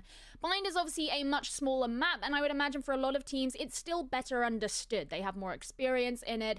They'll have had a lot more time to scrim and bring about their set plays and whatever, purely because of the age of the maps compared to Breeze. So it will probably be easier for them to do that, and especially when you're bringing out agents. For example, both sides have got Killjoy on their side. It was only one side that actually had any kind of flank watch, and that was RixGG with a Cypher on Breeze. So it was a different time. And I suspect the ability to control space will probably be easier for both these teams going into this map. Especially when you're going to be picking Raze as your duelist on both sides. Obviously, Kadavra always seems to play that Reyna, sometimes a Phoenix, but most of the time it is that Reyna, and looks like Jusu and Luzza are both picking up the same agent once again, this time both Raze, which is definitely a pick that is more accustomed to Bind. You can hold down those spaces with the paint grenades. The Showstopper is so much more potent when you're, you know, in those tiny little corridors. You can get absolutely blasted out of there by that. And I mean, really the only other change is it seems like RixGG are playing more towards that double initiator with the Sky to help with first engagements, more flash capability, whereas we're seeing the double duelist in the Reyna from Alliance, which, I mean, in the same way you can use those Leers to get forward on site, but we didn't see too much of that from Kadavra last game. No, there wasn't a ton of that, and I would like to see more of that be utilized and actually lent into, especially when you have that initiator strength on the side of RixGG here. You know, actually, when I watched RixGG play in the UK and I skirmish, I was really happy with the way that Luzza played Raze, so I'm very excited to see that here. This is an aggressive defense. Absolutely, that's an interesting way to do it. And the bomb buddy is going to come out immediately towards B, but Alliance, they've already pushed out. Kadavra is looking for that first pick onto Luzza. Fry will find Jusu, but Lucka there with the trade onto that one, and they can just back out now. That's actually all favorable for them. Otom, he's pushed through the teleporter, but he's taken a lot of damage on the way through, and now he's kind of stuck in there. The rest of his team pushes through up into Hookah to try and protect him there, but they're all going to head back towards A in the end. Going back towards A short now, but Alliance are ready for that. They're holding players back towards there, and they're sending Fearoth all the way around back to hold A with his friend Hype. Now, they turn around the corner, and Hype has been found out there, but is going to get back into Lambs. Oh, Fearoth hitting himself with the shock dart, but the second one, that'll land! Oh, almost gets a kill onto Otom. He gets away with his life just about. The reveal, that's going to take a lot of information away from RixGG and towards Alliance. They're going to turn around the corner. Hype looking for that first pick. Lands just to his right, so it's not going to get that kill. And they go back into the teleporter, all the way back towards B. Alliance, they weren't ready for it this time. Everyone's on A, and they're all going to have to rotate round. Mickey, he's holding down this flank, and he's actually putting a lot of pressure on the Alliance players. They have to get back round. Now he'll take the teleporter, join the rest of his team, but Alliance already pushing onto site. Lucka, he'll take that first pick. Fearoth with the second onto Otom in hookah now. Lazar, he's holding down from long. Mickey trying to find those headshots. He will find one onto Lucka. Lazar onto Fearoth now, and it's a 2v2 once again. Now Hype finds Mickey, and it's just Lazar all the way along. The spike is planted for him. If he can find the shots onto the diffuser, he will get it, but they've already got half now. That's great for Alliance. Oh, the headshot onto Hype turns it into a 1v1, and Kadavra, he needs to clear this corner before anything happens. The pink grenade is available for Lazar, and he'll just throw it out. Bounce it off the wall, it'll go through. Kadavra, he's out of the way, but there's the shot from Lazar, and he'll finish it off. A great post plant. Very messy, as all good pistol rounds should be. I like to put that. The fact that when they all went over to A, what was it, like one? It was either 0 or 1 person died. And they were all on the site. And I mean, obviously there was so much utility that had been set up over there. From the defenders, they had the turret from Hype, who was the Killjoy, who had stayed over there, as well as the stars as well. Because we've got Astra on both sides, so a lot of those nebulas in force that last round. Yeah. RixGG, they're going for a similar strat here, sending that boombot out towards B. It's usually a staple of this map, but Alliance hold back this time. They're not going to push up. They know that economic advantage is in the side of RixGG. Tom's going to turn around the corner, look for Hype, and the spray down, it doesn't work. Hype is going to find 2 headshots immediately. Thank you, Geo. Apparently I'm behind now, so I hit myself too hard with that pan. You're really struggling today, aren't you? Yeah, I don't know what's going on. Okay, I'm gonna check how far I am behind while I'm doing this now. So they're gonna head back towards hookah now, and Mickey's looking for a first pick. Out comes a shock dart to try and throw him out. Oh, he doesn't get anything though. Juicio, he's gonna run back. It does a little bit of damage, but it's not enough. I'm about 5 seconds behind. There we go. Okay, so but RixGG, they're not committing to anything too far. Alliance, a lot of damage has been done to them, but they've held down their position very well so far, and in the end, when the time is running out, all you need to do is stop that plant. Fry, he's there to protect it though. Hype is going to be taken down. It's back to a 4v4, and now Rix, they have the advantage in this half, or in this round, sorry. And Fry, he's going to take down 2 more with that spray. Jusu and Fearoth, they're both down. Lucka turns around the corner, but Latex is there quickly with the headshot, and it's just Kadavra who's going to be taken out by Lucka. Lazar. Hate it when there's 2 players who have very similar names. You always get stuck between them. Yeah, I mean, a good start from RixGG, who are feeling very comfortable here on the attack. I mean, Alliance have been trying to hold quite aggressively on their defenses early on in these rounds. We've seen the way that they've looked to hold on to hookah, and they actually didn't relinquish it that easily in that last round, even after the shock dart was utilized. But they're not getting enough in the early engagements. I think if they can get 1 or 2 picks onto RixGG, then maybe they can weaken them sufficiently to have a better chance in the defense later on. Yeah. Alright, well, there goes that idea. I have resynced my thing in Latex. He's going to take the first pick immediately now. They're just holding down hookah. Jusu, he turns around the corner to go, finds one onto Fry, and he's actually going to get away with his life. Oh, Otom looking for the trade. He's going to be taken down by Fearoth, and Kadavra, he's there already with the Vandal. Takes down 1 onto Latex, and he's going to keep going for it. Jusu takes down Lazar. It's just Mickey. He's found 1 pick onto Kadavra there. Now, he has to hold this whole position down, and Hype, he won't let that happen. Opening pick wasn't required to win the round. I stand corrected. And happy to see it as such, given that Alliance, of course, need to be putting rounds on the board, because if they are going to win this series, they need to take this series to a 3rd map. This is, of course, the lower bracket. To get here, funnily enough, Alliance lost to Team Liquid, which... The reason that Alliance failed to qualify for Challengers 2 of Stage 2 was also because they lost to Team Liquid. So I think there's kind of a vengeance here. By proxy, they're taking out on Team Liquid onto RixGG. Yeah. And now heading over towards B. We've got got that round to make up for now. And oh, that's going to do a little bit of damage. Otom, he'll get away just in time. Though, you know, he's not going to take most of his armor down, but still, it's going to hurt. It's going to hurt the ankles a little bit. And usually a grenade landing at your feet does hurt a little bit. Now, taking that position just to get that orb. Now they have the lockdown available. Fry can use that to get into sight. And I think Alliance know that that's probably going to happen. They're actually backing up, waiting for the RixGG side to push forward. Now drone from Mickey. Trying to find anybody, but nobody's that close. So, oh, never mind. There we go. Find one. Jusu in elbow. It forces out the use of one of those nebulas as well. So once they put this lockdown down, those stars aren't available to the same extent anymore. Yeah, Wong does slow down. It'll cut them off from the rest of the site, but it's a fake lockdown. Alliance. Oh, Jusu takes one pick, but yeah, they're not fooled. They're waiting, and Hype is there with the spray down. He'll take down Otom and Laza. And Hype, he's still there in the corner. Latex will find the trade eventually, but Fearoth, he's holding Overwatch over in heaven. Cadaver will finish it out. 2-2 now. I think one of the mistakes there from RixGG was overestimating how fortified the B site was. You know, they were using it to do the fake out, go over to the A site.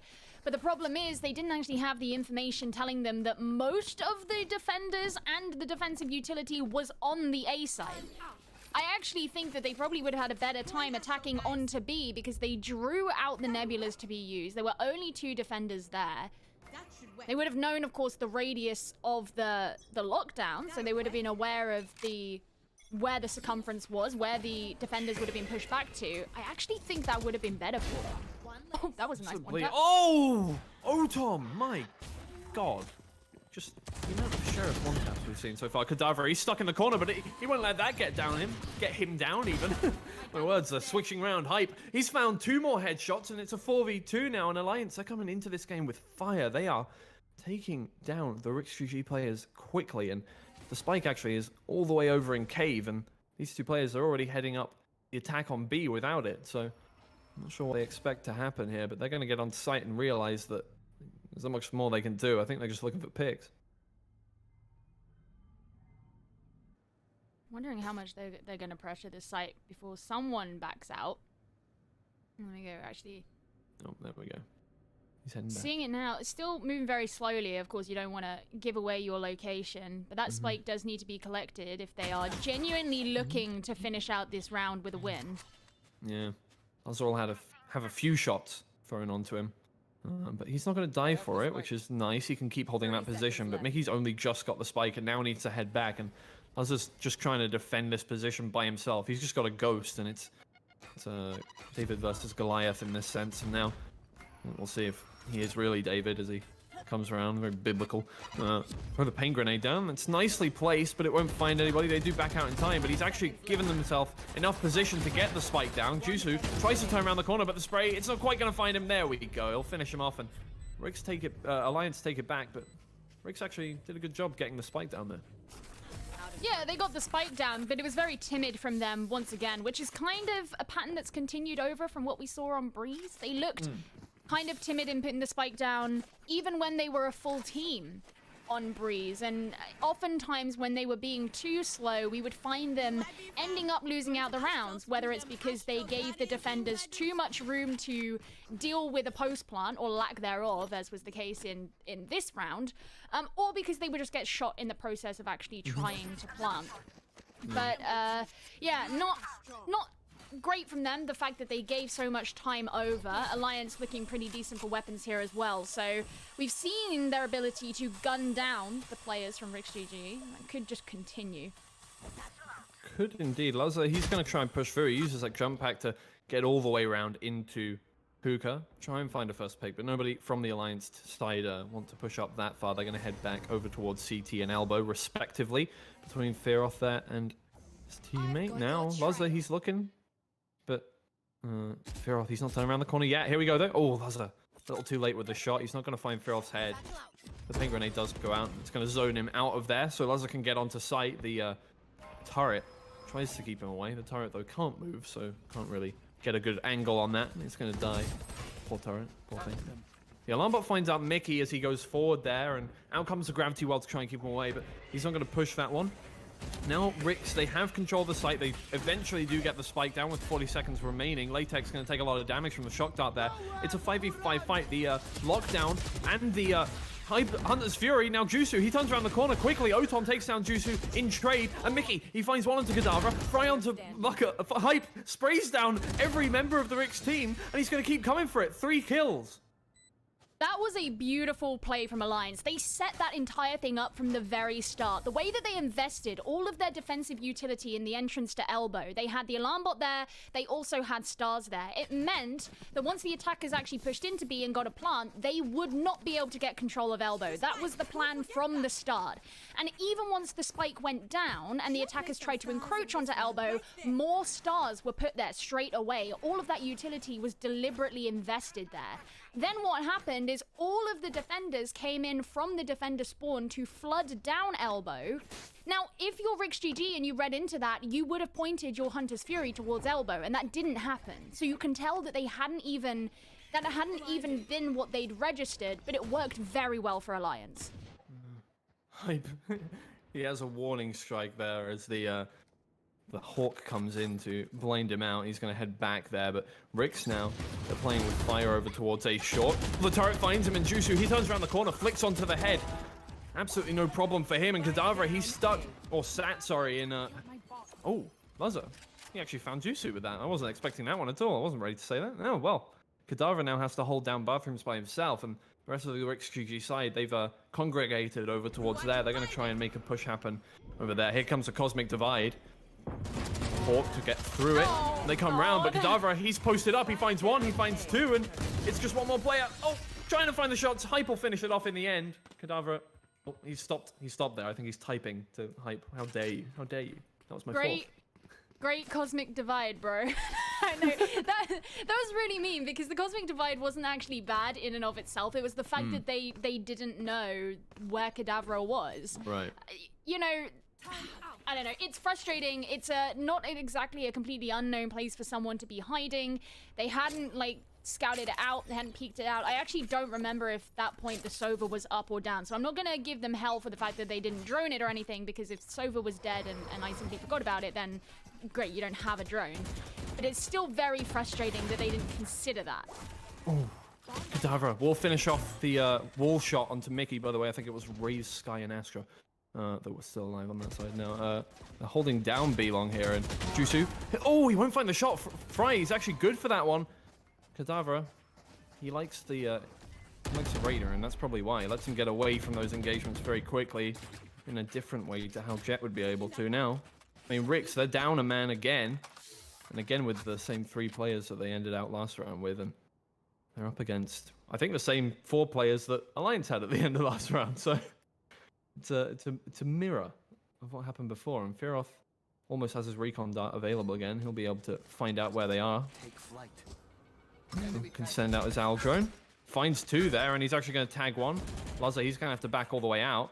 The owl drone does find all the rest of the players. Now they know they're all towards B-Long, and after taking the orb there, they're going to back out again. Rix, they're playing this very passively, very slowly, as it seems like they usually do, Geo. Firoth getting ready. He's going to shock dart. That's to hold back any of the attackers who may look to push in. 20 seconds remaining here, Twiggy. They don't have a lot of time to play with. Laza gets a beautiful kill over onto Firoth in the defender spawn, and he can whip out the showstopper. Now, oh, out comes Laza. Oh, the sack shoulders, they don't quite hit, but it doesn't matter. Lucka's right in front of him. Kadavra, though, the spray down and find 2, and Hype, they'll finish it out. Wow. Kadavra and Hype. The last few rounds have been pivotal in a lot of the fights that have been won for Alliance. And you can see the results of that in the bank accounts of these teams. I mean, look, so much money on the side of Alliance, and they're not going to have to invest in a ton of it, because while Jusu's holding on to a classic, they have plenty of money to pretty much buy him whatever he wants. They're only 1 point away from getting Hype's ultimate, in which case they'll have all 5 available to them. Meanwhile, on the side of RixGG, not only are you taking attack time out because things aren't going your way, but you are entirely down to pistols. You aren't very close to any of your ultimates other than the one that you're already holding on to, which is the lockdown.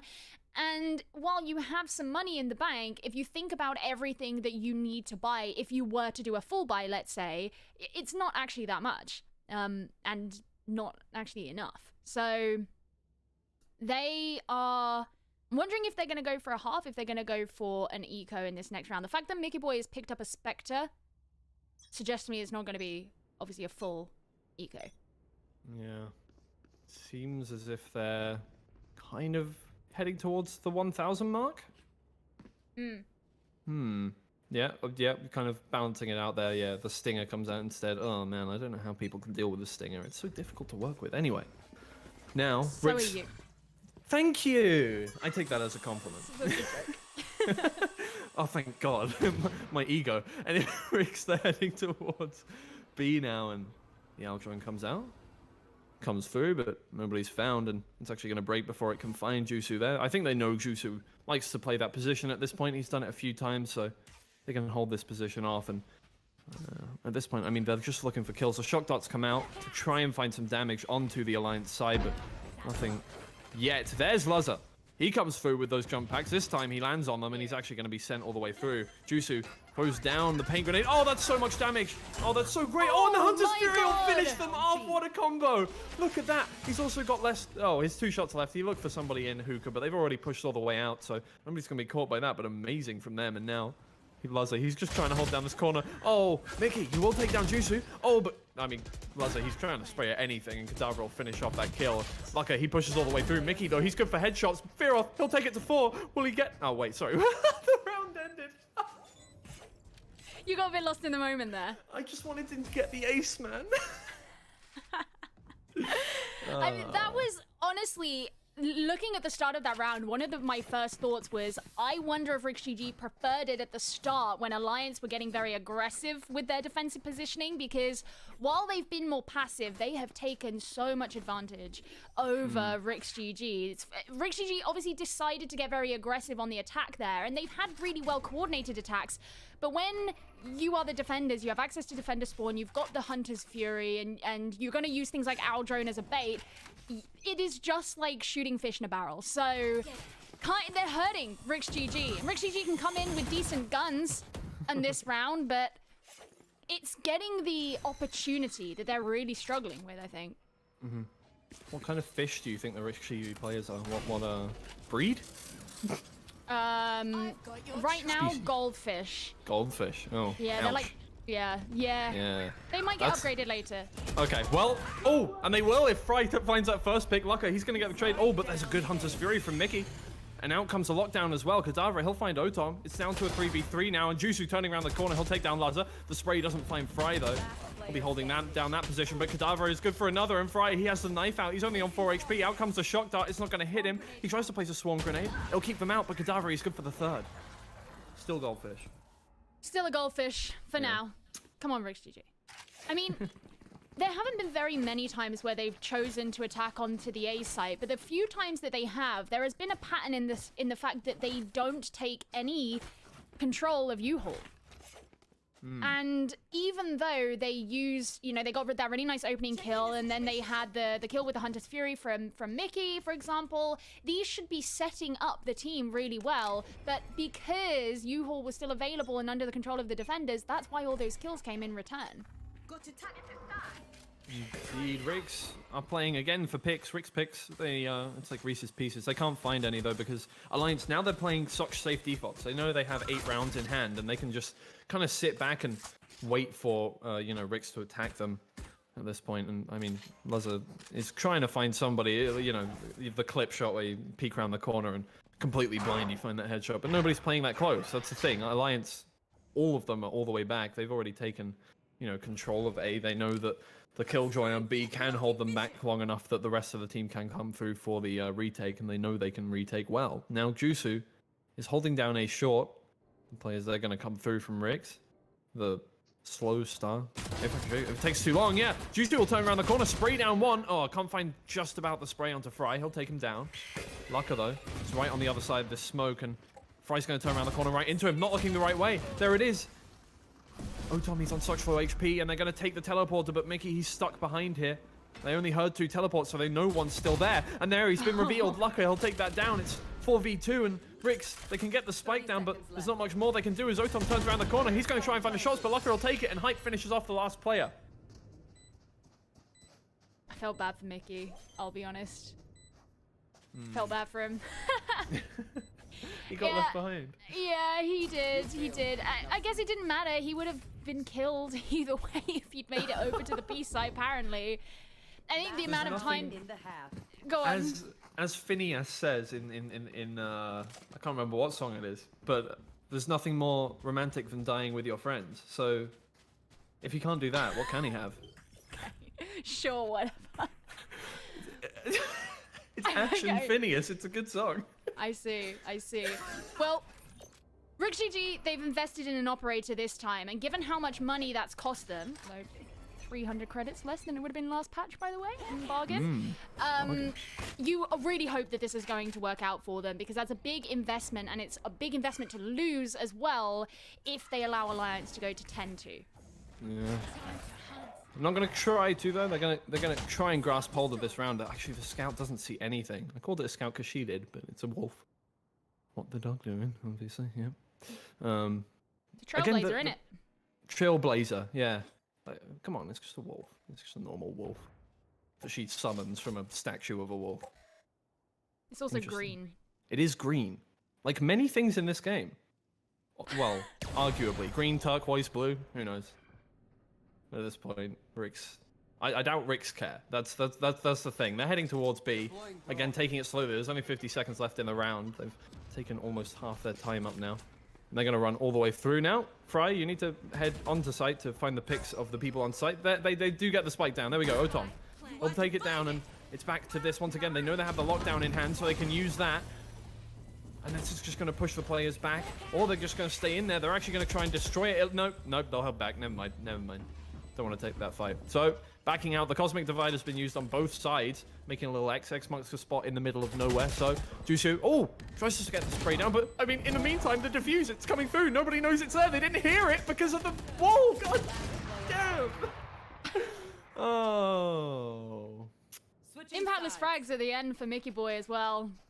Sucks. It was a peculiar decision to me to use the Cosmic Divide. Maybe there's some level of cerebral decision making that I'm missing out on here, but for the attackers, I mean, I guess that was it. That was the half, so you want to use what you can. But when the lockdown has gone down, the defenders already know that you're not going to push forward. So why are you putting down a Cosmic Divide that's going to stop them from pushing forward? They know that they can for free. But again, it was the turn of the half, so you might as well use it. Like, you're not going to lose anything. And now that it is the turn of the half, once again, hope shines down on RixGG. We saw what happened last time. We went all the way to overtime in Breeze, despite having a not quite this dominant scoreline in the half, but it was still pretty dominant towards Alliance. Yeah.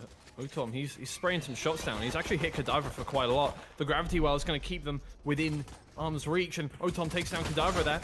And, I mean, they're just running into the firing squad of Latex and Otom now. Fearoth, he's by himself over towards B long, and Otom, he'll finish it out.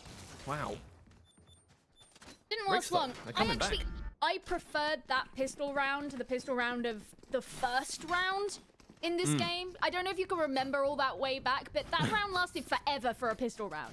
Someone else is a goldfish. If you're playing pistols, if you're playing pistols, get aggressive, kill people. And in round number 1, it's like they all just hung out in a little party, like eating pizza. So I'm glad to see that. And it's also good for RixGG, of course. They need to get this early advantage in their economy to try and build some momentum up and gain the rounds back.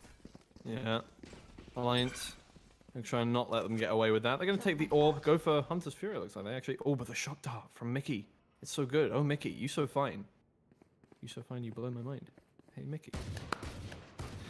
But Rix, they're gonna head back. They've got what they came for with that shock dart. Is that what they taught you in music school?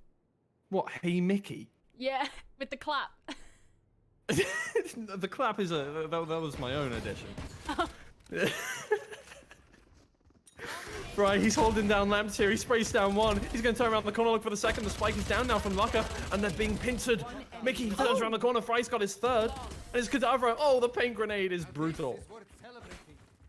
Nice angles taken from RixGG there, and you could see that they were using them all in conjunction with one another, so that they were passing on the information between them, getting them at the right times. Again, it boosts them forward in the economy, and I suspect they're going to bonus through in this round. They're holding on to all of the Spectres, but regardless, that'll give them enough money in the next round, so... You know, we see this quite a lot, actually, after the new patches. Teams deciding they're going to bonus for the third round of a half, rather than buying up straight away. Yeah. Now with that bonus, they can come through. Oh, Recon Dart. Oh, it doesn't find one. Mickey's going to be revealed, but there's not much Fearoth can do from that position, so... Shock Dart again. Hopeful that time. Not quite as effective. It's a standoff. I don't know what country this is, so I was going to say Mexican standoff, but I'm pretty sure it's not Mexico. This is in the, what, Middle East, North Africa? There's Arabic everywhere. You think they speak Arabic in Mexico? Do you think I look at the map? You're a caster! You're casting the game! I look at the players!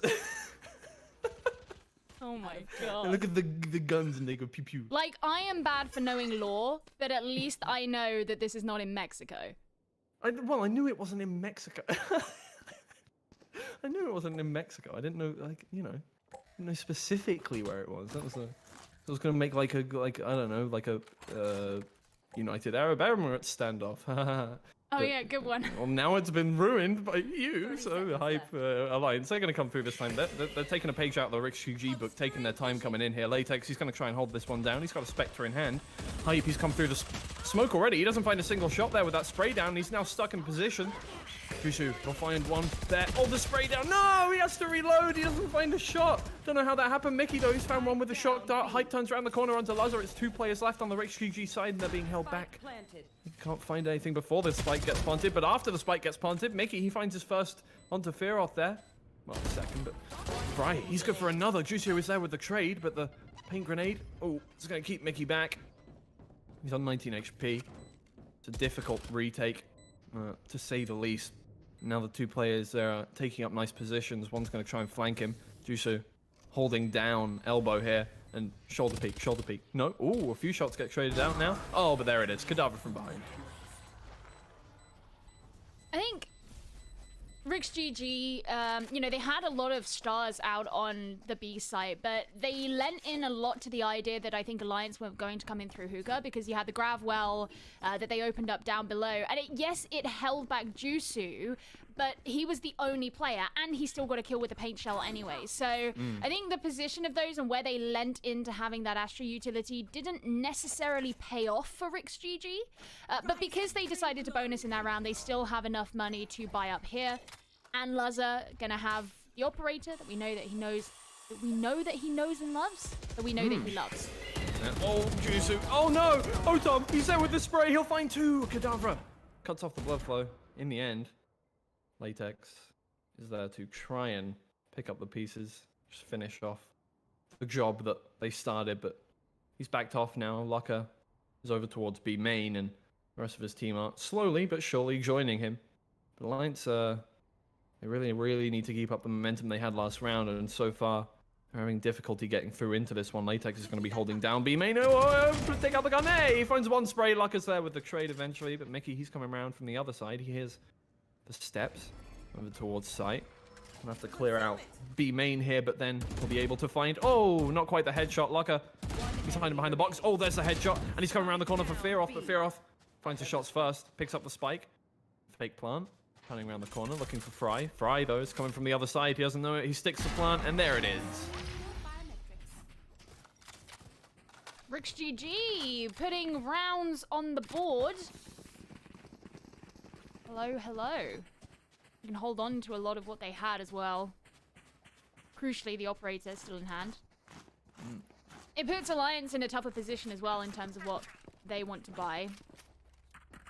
We'll see what it is they overall want to go for. Fearoth, Marshall, he's been really attached to that gun as well. And we saw it yesterday, saw it today. Really likes it. He has been doing quite well with it as well. He's found a lot of headshots, so... the confidence is not unfounded. Was he having a team talk while he was backing up Well, Jusu with the classic. He's coming around, and they probably want to make something aggressive happen if they want to find a pick. Latex, he's going to have to back out. His location's been revealed. No shots from Jusu to finish him off, but they're going to drop down now. They come around the corner. Latex, oh, that's a brilliant Hunter's Fury. Actually completely zones out the rest of the team, and RixGG, they have to actually back out of that one, so it turns it into a 3v3 with RixGG having control of the site now. Mickey trying to stop it desperately with those shock darts. He'll just miss the second one, and out comes the Aldrone to see where exactly they're coming from. Out comes the Hunter's Fury in return.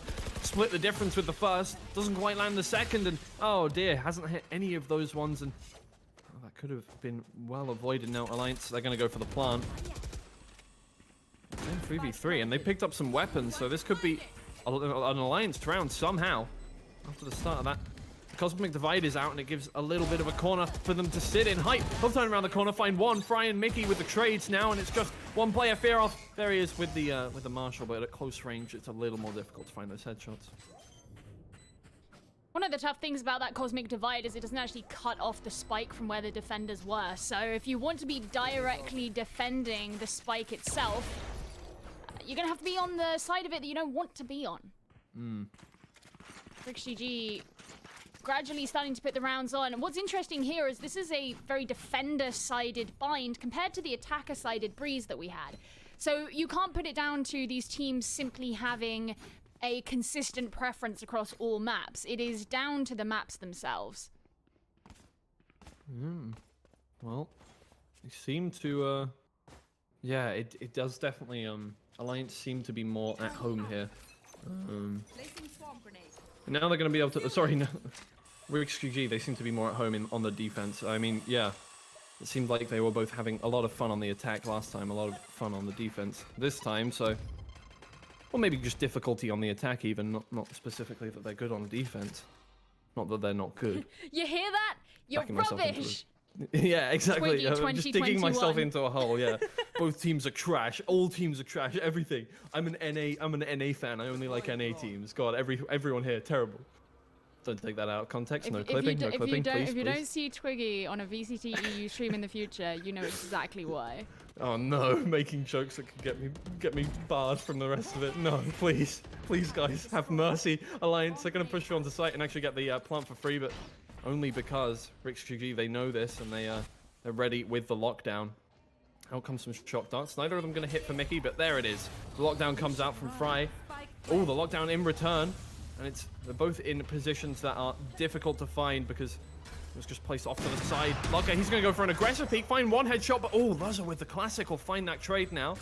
4v4. Oh, lockdown there. Oh, that's an easy kill as well. But Luzza, he's got the trade with the operator. He's good for these trades. He's turning all the way around with these now. Jusu, he's going to have to come all the way through, but he doesn't find the first shot. The satchel, it pushes him off to the side. Mickey, he's good for so many there, and what a way to finish out that round. I love that when you don't have Hunter's Furies available, the best way to deal with a lockdown is just your own lockdown. It's like, if we can't move forward, neither can they. And of course, the Cosmic Divide at the end there certainly helped too, because the attackers basically were barred from walking out of the end of B-Long into the site itself. And Fearoth, I think, became the ultimate martyr. Was it Fearoth who got caught, or was it Mickey Boy? It was one of the Sovers. Who was just, I think it was Feral, who was just standing there. Yeah. Standing straight in, and got detained right at the worst moment. Yeah. Staring his opponents in the face, couldn't move. It's like a sleep paralysis thing. Terrifying. Now, Alliance, I mean, they're throwing stuff at the wall, seeing what sticks, and so far not much has stuck. So at this point, you're kind of running out of ideas. They're heading round and looking for picks once again. This happened before. Hype looking for that first pick. There's nobody around the corner again. Rix taking another page out the Alliance book, and that they're sitting back and waiting. They are just not allowing the first pick to come from the side of Alliance too easily. Latex, he will go for that peek, but Hype spraying shots into the smoke, desperate, looking for that first pick. No, nobody's there. Nobody's home. The lights aren't on. And they just congregate back towards B main again. 50 seconds left. They are now going to try and make something happen. Down go the stars. Latex, he's sat in here waiting patiently. Out come the Seekers from Otom. We'll use them here. There they go. Now Mickey turning around the corner, he'll find one, and the spray down will find the second. The Cadaver in the meantime has taken down Otom, but the rest of the players, they've been pushed back by the Seekers. Now, they have to make their way back in once again. Jusu has found a position over in Hookah, but they know he's there already. Mickey did find that one out. Now Latex trying to look for that spray onto Cadaver, doesn't find it. Jusu does take down Mickey as well. Latex has found Jusu in the meantime, but the time. Yeah. 10 seconds About left. 10 seconds left, and they have to get the spike down as soon as possible. But if you can't protect the person planting the spike, oh, he can. Cadaver will take down Latex, and now Fry turning around the corner. Cadaver's good for another one. The headshots with the Sheriff. It's just Luzza. He's got the operator. He gets pushed back by the shock dart. He has to come back around the corner, find 2 picks before he can get this one. Cadaver! The killing curse. Match Yeah, point. only if you pronounce it correctly, but yes. That A southern was... wizard would pronounce it the same way as me. I am also southern. That is a Very southern. fantastic round. That was a really great round. You absolutely ate through the economy of RixGG. You wrenched away the weapons that they were using so well. You know, that operator no longer being on the board for them is huge. And to do it with a Sheriff, that was a great round for Alliance. And it puts them on map point. They are on the cusp of taking this to a game number 3, which they need. They're able to buy up into this round as well, which, I mean, it seems like they do better with the Sheriffs. But, Jusu, what? Is there some strategy to that? I'm not sure quite what he's doing. Is it?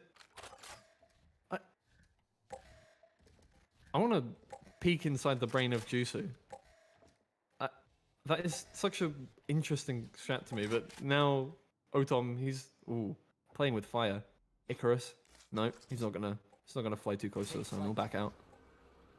Fearoth using that owl drone, he'll try and. I mean, there's no tripwire there. I'm not sure why he went to the ground, but he'll come around the corner, look for anybody. Nobody's there. The spin round, 180, lovely. A dance with the owl drone. Otom trying to hold this down. Out comes the showstopper from Jusu. He's gonna be blinded, so that's gonna slow him all the way down. The jump pack gets all the way through, but he doesn't know where anyone is. Oh, and it won't land. Otom takes down Jusu. Fearoth with the trade now. Latex, he's holding us down from elbow in the smoke, but he can't find his way through. Breaks down that now. Oh, out comes the Empress from Cadaver. Already deadly enough without it. Let's see what he can do with it. Let's just round this corner. Oh, the Satchel, that might move him out of the way. He takes down the Showstopper, and he actually gets out of there as well. Oh, what a brilliant kill. Mickey gets the trade eventually, but Lucker now coming through. Will take the trade onto Latex while he's reloading. Hype. He takes down Fry, but it's just Mickey now. He's used the Hunter's Fury. Oh! Lovely flick onto Hype. Makes it a 1v2. But the lineups are ready, I think. We see he comes through. Fakes that. Ah, there's the Hunter's Fury. It'll push him out the way, and there's not much time left. It's ticking down. The second one comes out. He knows he can stick it, but he fakes it in the end, and Lucker's just waiting, and not much he can do. Oh, ouch. Lucker all finishes out. Alliance now 1-1 against RixGG in the series.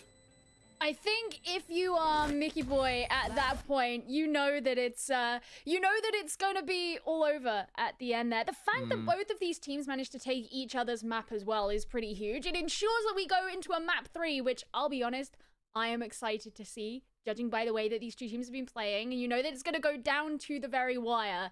But maybe not how you would expect given how the map veto went. Yeah, I mean, yeah. Interestingly, it always seems to be this way, back and forth, and it's usually it seems like the person who picks the side that takes the game in the end. But now, yeah, it's going down to the last map, and it's always interesting seeing the tiebreaker rounds. This time it didn't go to overtime, so you know, a better performance from the one side that did win. The Alliance side did just about eke out the round difference.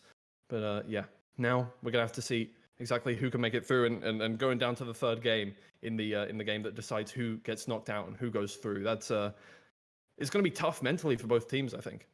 Yeah, I certainly think so, but we'll have to wait to see when that game comes online. For now, we'll take a couple minutes break, and we'll see you there. Selling to the richest buyer. They wanna let the world decay. They tell us lies and fade away, fade away. We feel betrayed.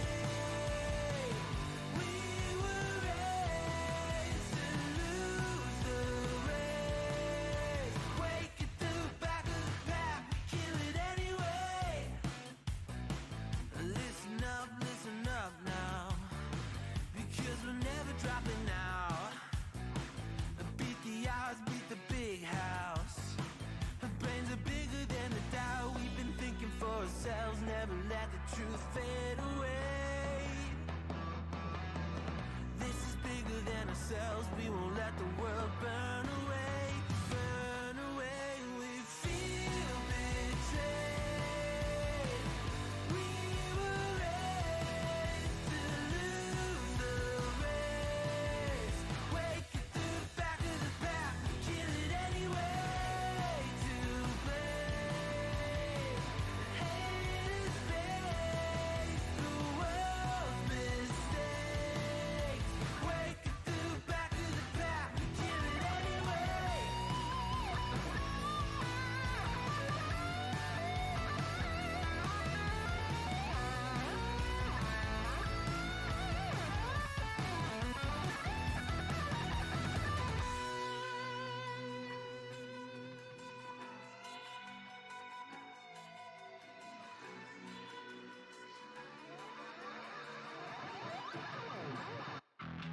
And we feel betrayed. We were raised to lose the race. Wake it through the back of the pack, kill it anyway. To blame, haters face the world's mistakes. Wake it through the back of the pack, kill it anyway.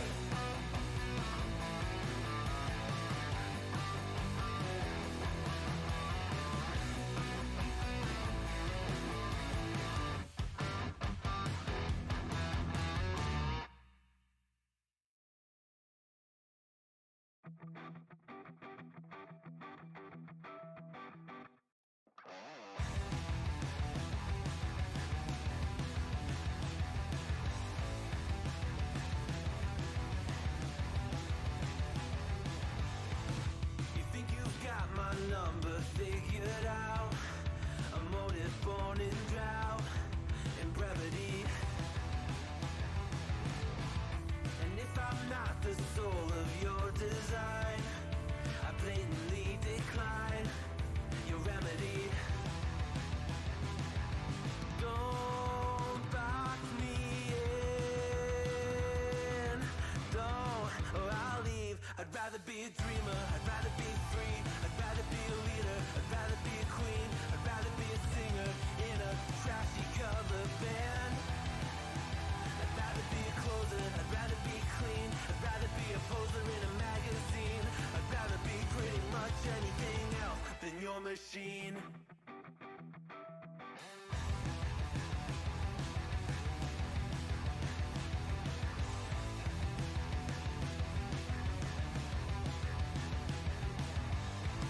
I wasn't always just a single shade, a palette full of gray in reverie. And I can burn it brighter than the sun. I have a golden gun inside of me. Don't box me in, don't, or I'll leave. I'd rather be a dreamer, I'd rather be free, I'd rather be a leader, I'd rather be a queen, I'd rather be a singer in a trashy cover band. I'd rather be a closer, I'd rather be clean, I'd rather be a poser in a magazine, I'd rather be pretty much anything else. And if I fall behind, ignoring all the signs, and if I lose the fight, I still rage against the light.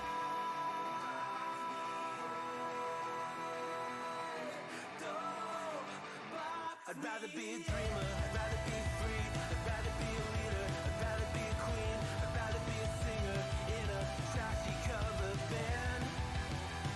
I'd rather be a closer, I'd rather be clean, I'd rather be a poser in a magazine, I'd rather be pretty much anything else than your machine.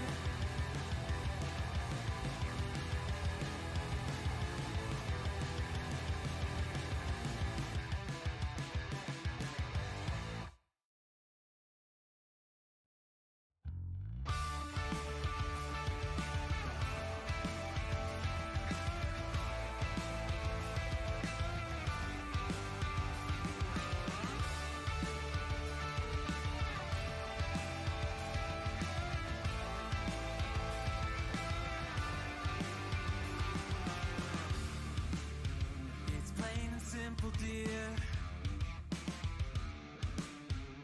I'll still be here when you're gone. You gather souvenirs, but I will never be your pawn. Your pawn. Your pawn. My love wasn't ever a game. I lay with cards out on the table. There's nothing to gamble away. But I can promise that you'll never be the same.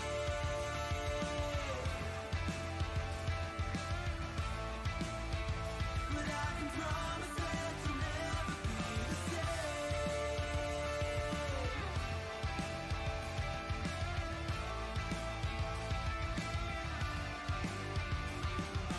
You can double down.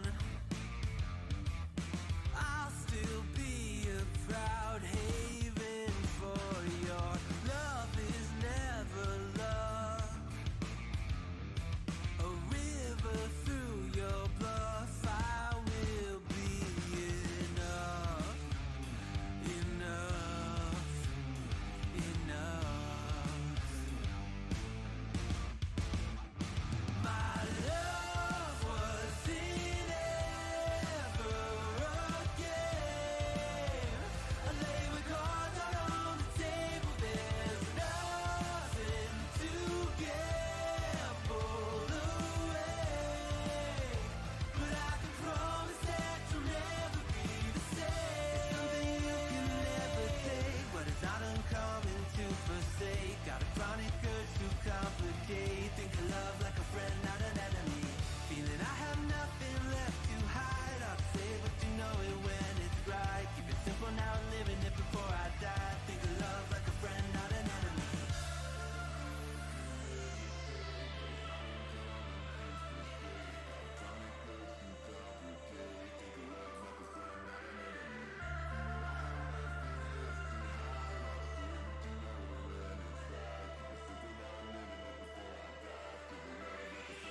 My love wasn't ever a game. I lay with cards out on the table. There's nothing to gamble away. But I can promise that you'll never be the same.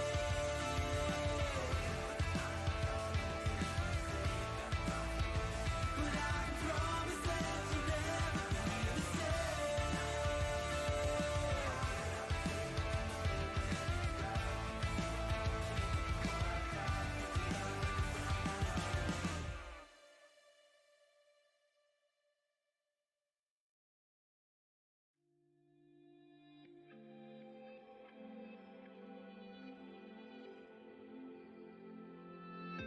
Have I become a little too shy for love? I've been hurt before. All's fair in love and war. So I snuggle up close to the shell I'm living in. And if I let you in, another round begins. No, I'm spinning in a vicious cycle. I'm scared of doing something I'll regret. Maybe this is right, but I'm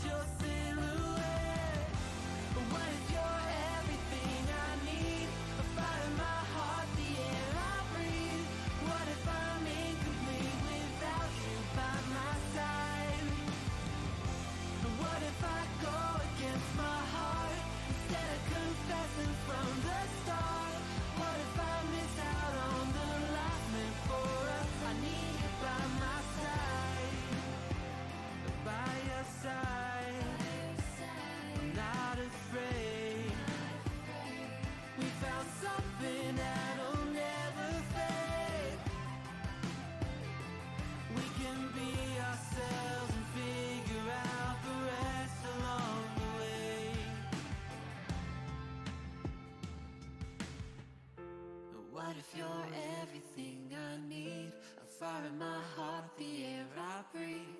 What if I'm incomplete without you by my side? What if I go against my heart instead of confessing from the start? What if I miss out on the life meant for us? I need you by my side. I need you by my side. I need you by my side.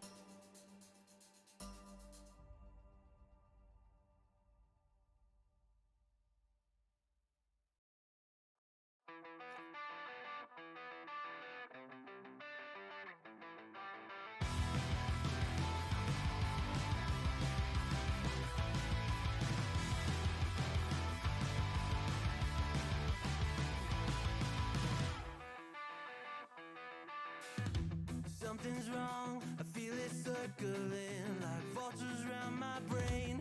Couldn't see the danger in your eyes. Draw me in, got me spinning now like water to a drain. You were perfect till I realized you hadn't shown your face. You sing a pretty song to drag my heart along, a siren serenade. You're ringing out your praise. Your love's a wreck and you know it's wrong. I was deaf to the ringing bells, warning me to break, deafened by the sirens' soothing lies. I can't leave, I am in too deep, been sinking for a while, prisoner to the same thing I despise, devoted to a fake. You sing a pretty song to drag my heart along, a siren serenade. You're ringing out your praise. Your love's a wreck. Hello and welcome back to the VCT Challengers EU close qualifier, last day, so many things we have to stage 3. There's so many different things we can say about it, but in the end, there's just so many. Anyway, there are 8 teams left. We're heading into the 3rd map of RixGG versus Alliance. Each team taking 1 map, obviously. That's why we're going into this tiebreaker, and it's going to decide who goes in to the main event and who gets dropped out, and will have to make their way back through in Challengers 2 in a couple weeks. But it's gonna be an exciting one. How you doing? I'm doing good. Both of these teams have taken one another's map. So we are heading into map 3, which is going to be Haven. And if I remember correctly, it's RixGG who are starting on defense.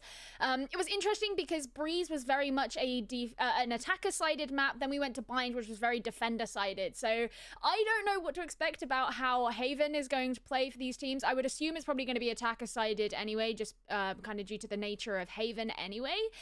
This also isn't, for those of you who are just watching the secondary screen. This isn't the only game right now that's going to a map 3.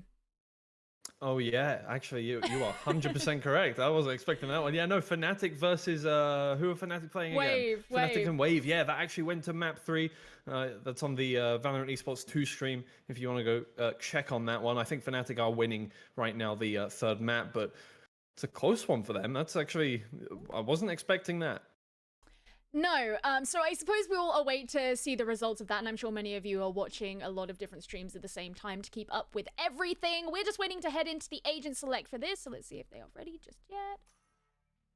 I'm a great producer, by the way. I would like to point that out. We're self-producing on this stream. This is the homegrown, do-it-yourself, the DIY stream. So just trying to make sure everything's right. But we are in our agent select. It is indeed RixGG who are going to be starting on defense. And this is going to be an interesting one because back in Breeze, these two teams lent very much into their duelists. And once again, for RixGG, we're seeing a double duelist composition, and the same thing over for Alliance, actually. And this time, it is the same duelists on both sides. Unsurprising that you are seeing the flashes of the Phoenix be lent into, but of course, on the side of Rix, you're also going to have the guiding lights come in from Mickey Boy on Sky. Yeah, absolutely. Same comp from both teams. You got 1 initiator, 1 controller, 2 duelists, 1 sentinel, but a difference in the way people are going to play this. So it's really the initiators that I'm interested about on this. So Mickey is playing that Sky, which is more aggressive. Usually you're going to use that more on the attacking rounds. Use those Hawks to get in quickly and create attacking opportunities onto sites. Whereas Fearoth opting for the Sova, as he usually does, is going to be more defensive, more recon-based, get that information and be able to make decisions based on what the enemy team is doing. More reactionary versus the RixGG composition, which is more proactive. So interesting how those are going to clash together. It's also interesting to me as well because when we were on Breeze, it was only RixGG who played Cypher, and that was the only flank watch that was actually being invested in at all on that map. And of course, we are seeing that on both sides this time. And I want to see if that makes a difference because we did note the way that flanks and lurks were being played on Breeze as quite a big part of the way a number of the rounds were going there. And this could make a big difference if it's lent into more on the side of Alliance. Absolutely. No, just setting up that first one. Both teams opting for a Cypher this time, which is completely different to how they played the other maps. They were looking more at, Killjoys or 1 Cypher and not a Cypher on the other side. So this time both Cyphers definitely does, play into this one. You want to hold down 1 site, and it looks like Alliance, they're going straight in towards B. They're going to get straight in. They're looking for the first pick here, Jusu, but nope, he's going to get taken down by Mickey. At the same time, Otom taking down Fearoth. Cadaver onto Mickey. Buzzer onto Cadaver. Oh, Lucka looking for another one. He finds one, but Latex is there for the trade. It's now Hype by himself over towards Garage. He'll take down Otom, but he's taking a lot of damage for it. He's going to pick up the Ghost, and now he's only on 30 HP here. It's also not holding the spike. That is a big, yeah. That, for RixGG, all they need to do right now is sit where they are, as Hype looks to come in from C-Link without really any information. He's got the Cypher cam, so he can see if he's being flanked, but obviously the answer to that right now is no. It's unnecessary.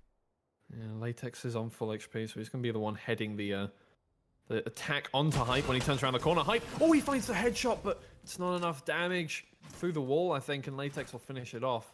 Very close, but yeah, by the skin of their teeth, RixGG, they'll take the first round. I did say that lurks and flanks were a big thing back in Breeze, and Otom's flank at the very beginning of that round is really what opened things up for RixGG, using the curveball from behind. Even though he only got one pick, it pulled apart the entire kind of death ball idea of the attacking composition. So unfortunate there for Alliance. But it's okay, it's just one round. Not enough to go by yet. Indeed. Although they do say breakfast is mostly the most important meal of the day, and in the same way, I think the first round is kind of the most important round of the game, and I just came up with that on the spot, and I like that. I'm going to stick with that, and I'm going to use it before. Oh, Otom is spraying through the smoke, and he's actually going to take a headshot for his troubles. Jusu, I think spraying down with that frenzy there was just hugging the wall, trying not to get killed by Otom, and he's going to use the opportunity to get round. Nobody knows he's there. Oh, but spray. Oh, and he doesn't find the head. Well, he does find the head, but not enough. Now Jusu is completely blind, double blind, Paranoia and the flash to hit him, but he's not going to die, actually. He's just still on site. Otom does find the headshot, but the rest of the team, they've moved over towards C long now. Fry, he's holding it down. He can't find the first shot, and Hype will spray him down with the frenzy. Now it's a 4v4. They have control of the site. They can get the spike down. It's all up to Latex to retake this one with the rest of his team here. Lazar looking for the first pick with the Ghost. And he has a Marshal as well. Oh, trades. Either way, Cadaver is going to get taken down, but take down Otom in the process. And in they come. Lazar takes the headshot onto Fearoth, turning around the corner. Latex with that one. Now Hype. He might be a little too late, but they're not sticking the spike, so has a little time to get through with his frenzy here. Been smoked off by Lazar. Comes around, looks for Latex, but oh, Lazar is there to kill that one. He was just off of the spike location as well. He didn't want to step out through the cloud burst. It was well timed as well from Lazar. And so, of course, you've just got to try and free fire, hope for the best. And no, that just gives away your location. It wasn't a bad round at all from Alliance. But, of course, they get caught behind as a result. And they'll be forcing here, giving them an advantage in weapons over RixGG, who once again going for the bonus. Lazar with the Marshal. And okay, so he's over by A long. Okay, so he'll be holding that. I wonder if they're going to go for the orb. It certainly looks like it. Yeah. Ooh. Oh, the smoke appears, disappears. They do destroy the trap wire there, and might give them the opportunity to get the spike. It's going to be Fearoth going for it. That Hunter's Fury can be so useful. They spray through the smoke. Nobody's there. Lazar, he's holding down a garden here with the Marshal. Can he find the first shot, Locker? He's not going for the peak just yet.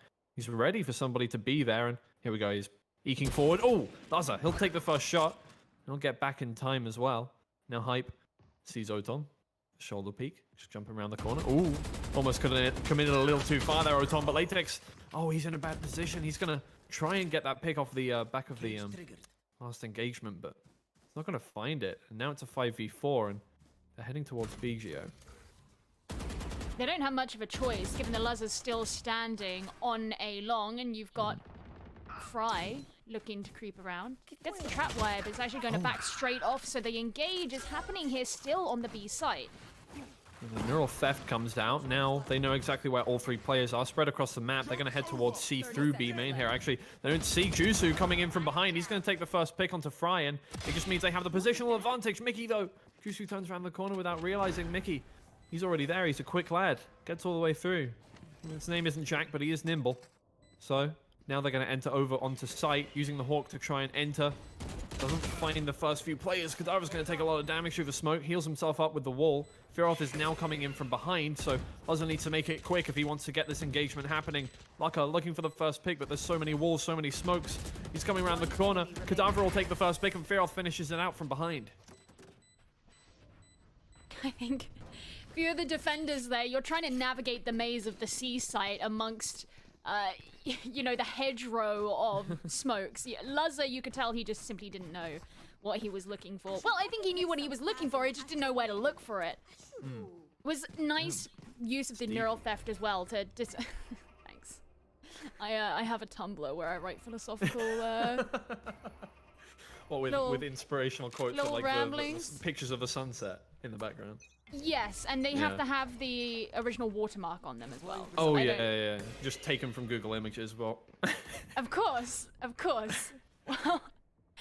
Of course, there's been a buy up here, so Loza actually has an operator this time. The authentic. He hasn't got that one from Google Images, so now, oh, he's oh, gets away just in time. He's been seen, but now, he just knows there's somebody there, doesn't know quite when they're going to peek. Round comes the corner. Oh, the recon dart, that's going to find him out. Oh, Laza's good for the pick, though, and now Lucker's down. That takes away your controller. That's going to be difficult to get onto site completely at this point.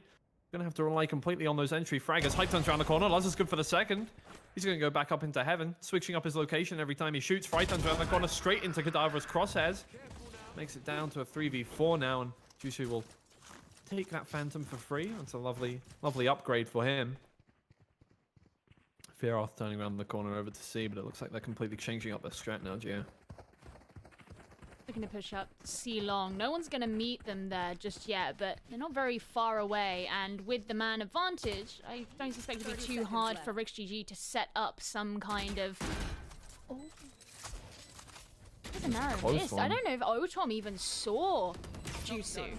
No, probably not. Actually turning around the corner of the flash. Oh no, Latex. Blind will take that kill down, and Kadavra is now out of the game. It's 4v2. Fearoth trying to hold his angle down. Jusu will take down Latex, but will run right into Otom's crosshairs. No! The lovely pick with the classic to finish it out. Yeah, I've really liked the way the RixGG have been holding on. They've certainly made the A site be very unattractive to Alliance. So every time Alliance have tried to push, it's either been to B or C or a mixture of both. But they've made it very hard to try and push onto A. And for a lot of teams, you see them working very early in the game to try and take control of A long and sewers. It's simply not something that Alliance have been leaning into here. Again, we've got some kind of weird half by a couple Guardians. Maybe looking to take some of the long range engagements that they've been struggling with. Yeah, but it's well, now you're feeling pretty good on the side of RixGG. You've brought back those rounds. The flash is going to catch out Jusu, but they don't care. They're going to push all the way through now, and it's looking like Jusu and Kadavra want to open this up. The entry fraggers are going to try and make something of their role come now.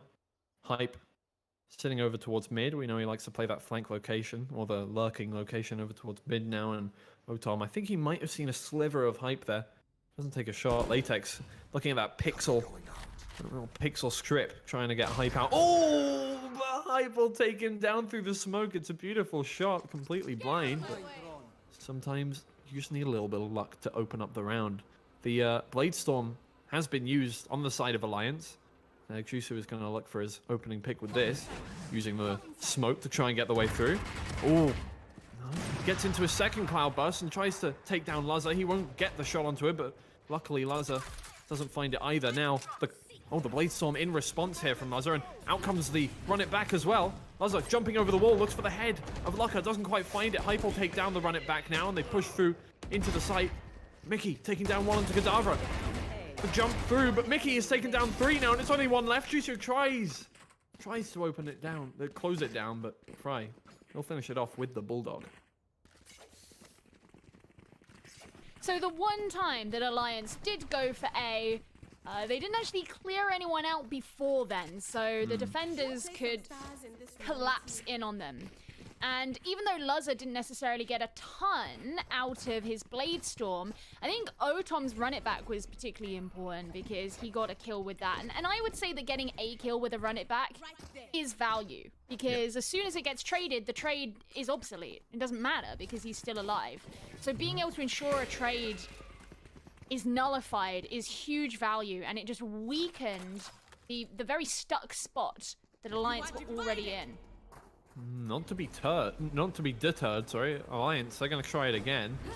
Using the Cosmic Divide this time, and ooh, Jusu taking a nice spot up there. It does cut that box in half, so he can sit behind it. This barrel not quite peeking out. I think Mickey's ready for this position, though. Jusu's actually just going to drop down. They plant the spike and they get out of there, but Otom's coming in from behind. Fearoth will get the trade eventually. It's back now, but there's another flanker coming in. The danger is not completely abated. Latex, he's on his way through, and I think... Are they still watching this? Fearoth, I'm not sure he's watching the flank anymore. Fry is coming in from behind. The defuse gets faked. They run back, but there's Fry. He takes a first shot. looking for his second, but out comes the Hunter's Fury. That's going to deter them from getting that spike. I think one shot hit there. Fearoth will take down Latex with it. Oh, but Luzza, he's good with the close range shot. He might just be able to stick this one before the shock dart gets there, and he does. Brilliant. Fearoth trying to clean up the pieces. Oh, poor lad.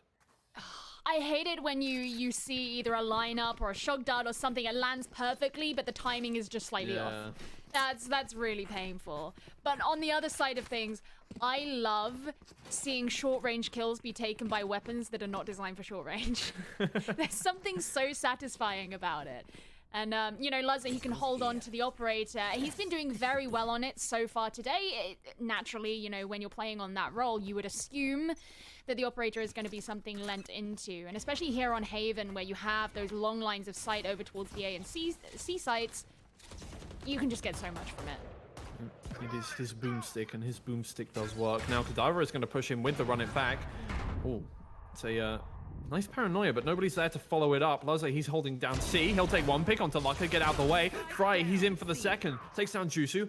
Hype trying to pick up the pieces, but Luzza, he keeps taking shots with that operator. Kadavra, he'll take down one, and the neural theft will come out from Fry now. Oh, Hype, sorry. Different cipher. They come through, but another neutral theft will find out exactly where everyone is. I think did I call it the Hunter's Fury when Hype used it? No, you didn't. Okay, good. I forget what I say. You said neural theft. It's okay. Okay, good. Okay, thank God. Well, Kadavra, blinds Luzza, and he takes a blind shot, but Kadavra, luckily, he wasn't going for the pick immediately. Now, they need to get back onto site. The spike is down, and Hype is going to turn around the corner here. The camera goes out. I'm playing it slow. Finds one, but Luzza, he's good for his third. Oh, Kadavra comes in quick, though. Takes down Mickey. The hot hands try and push Luzza out of position. Saw him dash over to there. It's a high-intensity situation as he turns around the corner. Looking for Fry. The camera will find him, not tag him. That's big, but there's only 14 seconds left, and he has to go for the picks quickly. Takes down the trap wire. Turning around the corner, looking for Luzza, but Luzza is good for the fourth with the classic this time. Yeah, I mean, Alliance, you know, they made the decision to rotate in time once they knew that the spike had been dropped. There were only 2 of them left, and saw the curveball be used around from Garage, but the problem that you have, it's such a difficult position to get. It was being watched from all angles. It's frustrating as well, because had they still had the spike in hand, maybe they would have been able to make a successful plant over at B. You know, that wouldn't have been too bad. The post plant would have been hard.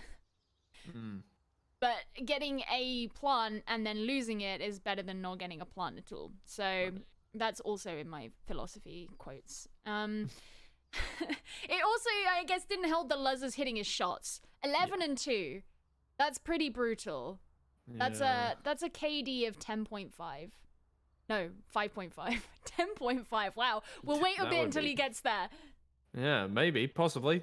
Only 11 more to get. Well, actually, just under 11 to get. But it's possible. He could do it. I believe. I believe in the Luzza superiority. Out he comes. I mean, he's only died in 2 of 7 rounds, so... Yeah, and look, on Alliance, no one has positive KD. Absolutely. Other than Kadavra, if you want to call it a KD of 1, but I don't count that. I mean, technically, all KDs are positive. None of them are negative. Yes, that is true. It really annoys me. A negative KD is not negative. It's just below 1. Right. It's negative because it's bad. It's negative in an emotional sense. Did Latex just use his teleport? Anyway, I think he went up on top of box. That's why he used it. Oh, Luzza, though, he's there with the operator, and he's keeping up that momentum. Finds his first once again, and that's your entry fragger down once again. You have no res. The Sage is kind of out of meta right now. It's making its way back in, but definitely not on Haven, so gonna have to work without that man now. And they slow it down once again. I think they've been a little scared, Geo. If you're Alliance, you've got to not let that kind of thing get in your head. As soon as you start playing to the pace of your enemy, you may as well have lost. But Luzza's ready. Not as ready as Kadavra. Yeah. Well, we know how Kadavra can, if you're watching the Alliance versus Team Liquid game, you know Kadavra really can create cadavers. And there it is. He's starting it out. He did go massive on Phoenix last time they played in Haven. Latex is going to use that from the shadows to try and find out where the positioning is. Fry, he's holding down B site. He'll take down 2. Fearoth is there with the trade and 1 onto Otom. Now it's a 2v2 and backing out. Fearoth is going to head towards A as quick as possible. There's only 30 seconds left and Latex has actually made his way over here. The first player to get there will be waiting, coming round. Wait, going CT? Or are they going to, yep, run in front of him? Oh, and they'll find him. Lucka there with that first, and it's all up to Mickey now to retake this site. There's only 12 seconds left, but they do have the plant down. Knows that there could be one to the right, or sees the barrel, but now he's pulled in by the gravity well, and they'll just spray him down. Want the operator? There it is. Hey, well, I mean, Alliance putting on a round. That's good. It's taken them a while. But it's certainly a good thing. It's put a slight dent in RixGG's economy. Not horrendously so, but enough for it to be relevant. And now, well, Fearoth, yeah, there we go. He is on the operator. Not Juicy. No, not Juicy. Yeah, it is interesting. They seem to swap back and forth between this. Fearoth, though, does seem to like picking up that operator, and he does get a few kills with it. Definitely. They're heading towards C-Long. Location revealed of Juicy there, and Fry, I think he knows there's probably going to be some support. So he's probably not going to turn around that corner. Otom, though, he's already pushed out double doors. He doesn't find the shot, so I think he's still moving just a little bit. Hype is there. Ultra consistent with the shots, and he'll take that one down. But again, Alliance now have slowed it back down because they're down a member already. Oh, sorry.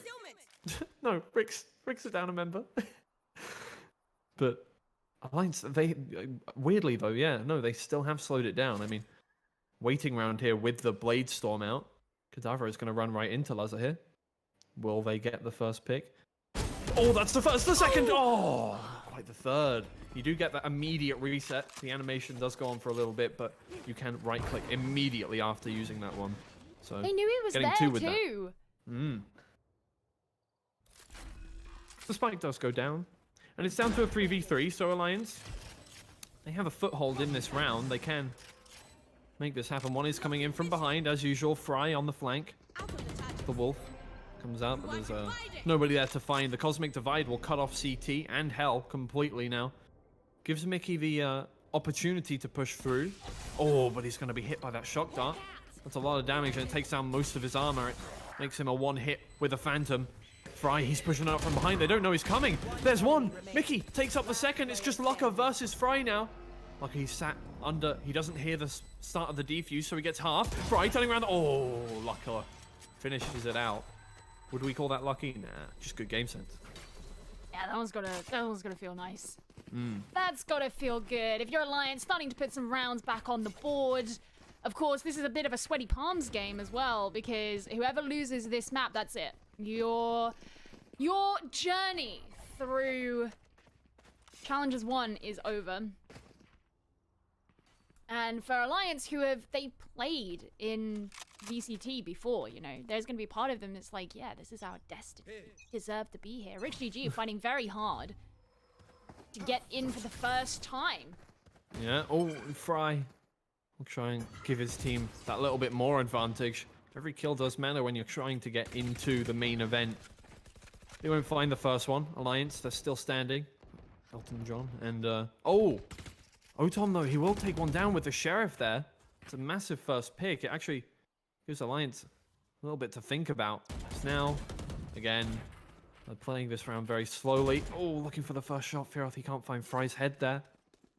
Lucka's going to join them over towards C-Long, but... Oh, there we go. The first one for Alliance. Fearoth does find that, and Lazar caught sleeping over there. Hype will take that pick down, and Latex, he's coming through. He has the ghost in hand. Oh, the cage. They heard he's there now.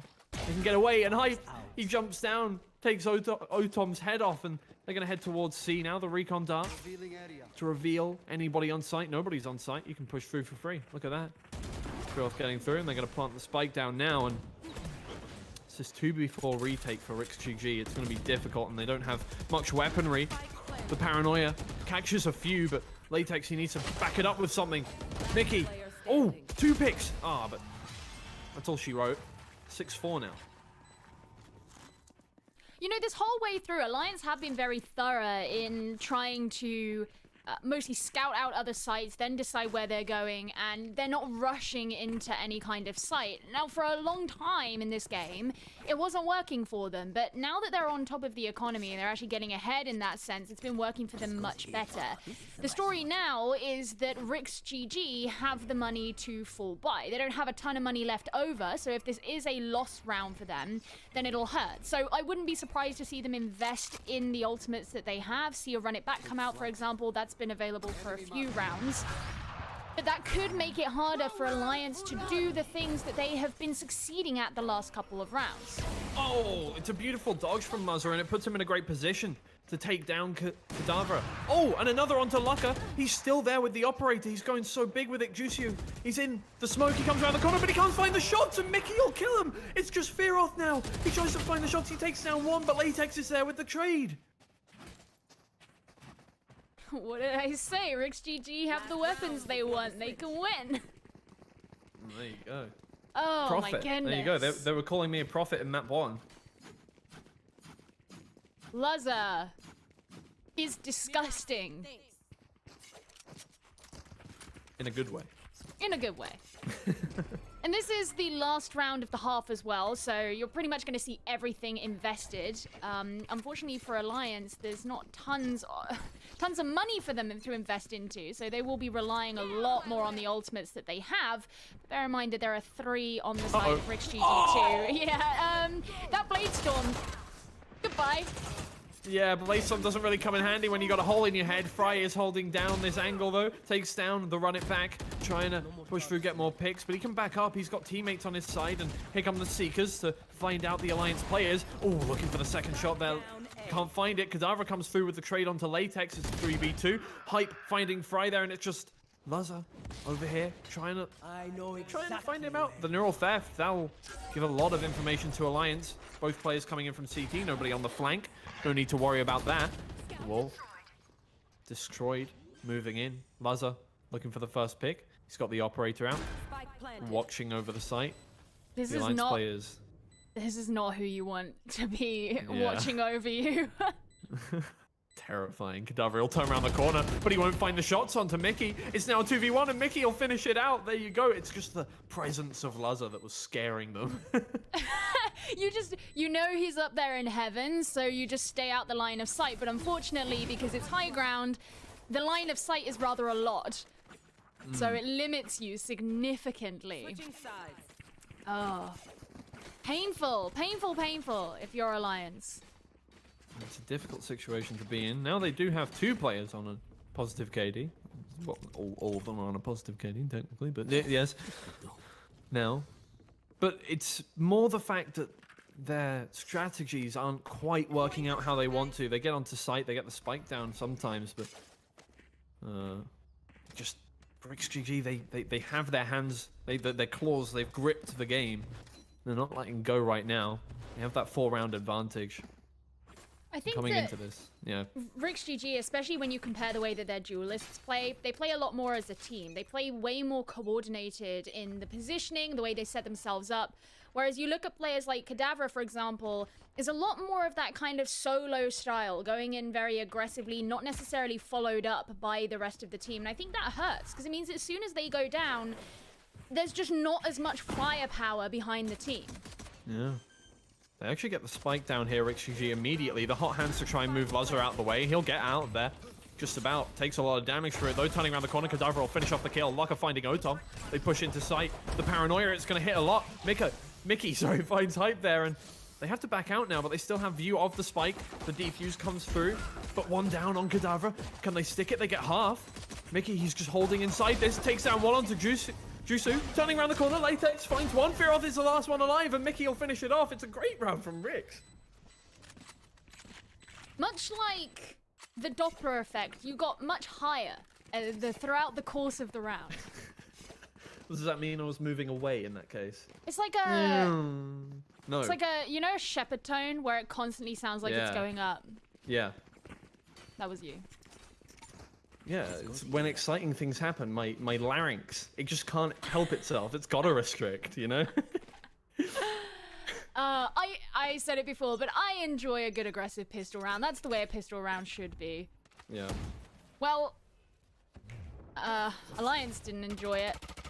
And RixGG once again have the weapons advantage here. That's something that we've seen has had a significant impact, in Haven particularly. Look at this. They're going to head through. The heal.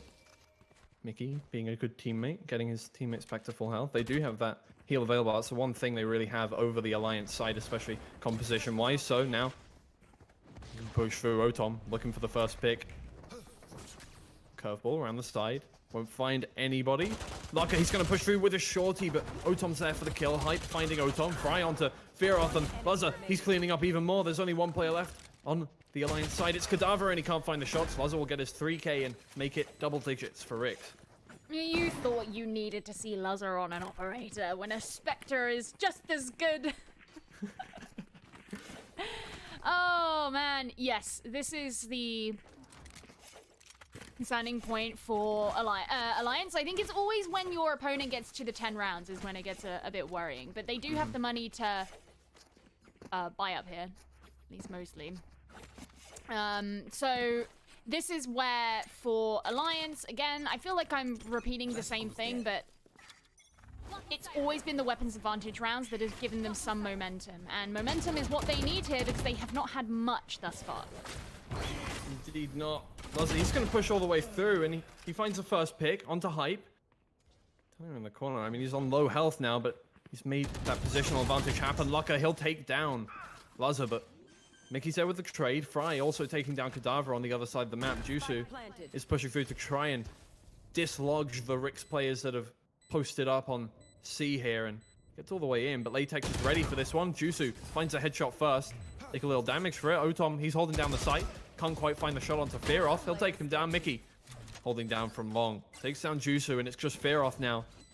Cage goes up. Gives him a little time to fake that defuse. Oh, he finds a shot. He's on very low HP, but the Seeker comes out. He can't quite kill it yet. Needs to reload. There we go. Turning around the corner. Mickey, he switched to the other side. Oh, and just about finds a shot. I was going to say, if Fearoth gets that shot. Whew. Would have been nice. It would have been good, especially if you are Alliance, because now RixGG are just one off of map, match, and qualifying point. Which makes it sound so much more sinister. Yes. You know what I mean? It's like Qualifying point. Everything comes down to this. Did we ever find out, is the Fnatic wave game still going on? By the way, did we ever find out if I'm checking. If their third map went anywhere, is it still Fnatic ongoing? did win. Fnatic has won already, so they have qualified. They finally did it. So Fnatic have qualified for Challengers 1. Let's see if RixGG can do the same thing in the next couple of rounds. Oh, I thought Otom got that shot. That was going to be insane with Lazar. Oh, he's massive Jusu. We'll take one, but he's sprayed through the wall, and Fry will finish it off, and it's just Lucka now with the Sheriff. Looking for his... take some weapons away from the Rix side. Maybe he can win the round. Who knows? Four headshots with the Sheriff. We've seen stranger things happen. He'll turn around. There's one onto Lazar. Beautiful shot. Just let the other players through onto site. Oh, Fry knows he got through there with the sound, but he knows he's gone back through now. Not all the way. Oh, but players pincering on both sides, and he tries... Oh, he finds one shot onto Fry through the wall. It's going to do a lot of damage. He sawed a boat in half. He's going to push through the smoke now. Ooh. Make his own smoke. Oh, Otom will just spray it down from close range, though. Now, match point. Qualifier point, as you said, for RixGG. Match point. Okay.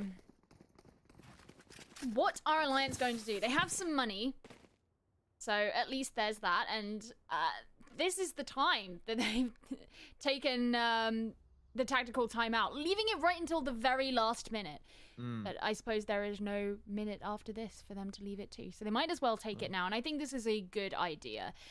If anything, even if they don't come up with a new strategy, a new way of approaching, they need to get their heads in the game. Because especially when there is a lot riding on a match, as there is in this one, it's very easy if you go on a kind of loss streak in terms of rounds to lose the mental, and you need to keep that mental fortitude up, because as soon as that slips, you are already at a disadvantage against your opponents. It doesn't matter how much money you have in game, it doesn't matter how your economy looks, it doesn't matter if your ults are stronger. If you lose your mental, that is the most important thing you need to have over your opponent.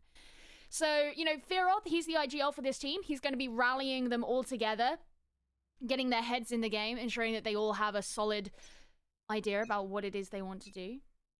And I'm interested to see what the answer to that is going to be. Yeah, I mean, at this point, Lazza, he's now on 23-8, and he's really the bastion of the RixGG side in that nobody's getting past him. He has so many opening picks, and I mean, if he keeps that up, he's got the Blade Storm available on this round. He's going to use it immediately. Well, not immediately. Oh, fine. Okay, well, fine. You can wait. There we go. Thank you. We'll use it. Notice as well that it's Jusu who's taken the operator for this round, whereas previously it was Fearoth. So they've put it back in the hands of their primary duelist. Yeah. Who is actually sitting up on top of B, waiting for that first pick. The Hawk will dislodge that position. Doesn't find the shot onto Otom. That's a difficult shot to miss, because now you've let them through. The Hawk comes through. You can break that Hawk, but oh, here comes Otom with the running back. He just runs through, takes down Jusu. Now the operator out of the hands of Alliance, and they're down a member. Turning around, Kadavra, he'll take out, oh, the running back, and Otom's right there for him to pick. Easy pickings. He'll get through, but Rix, they actually have control now of the A site. They can get this spike down. Lazza, he's been caught out by that.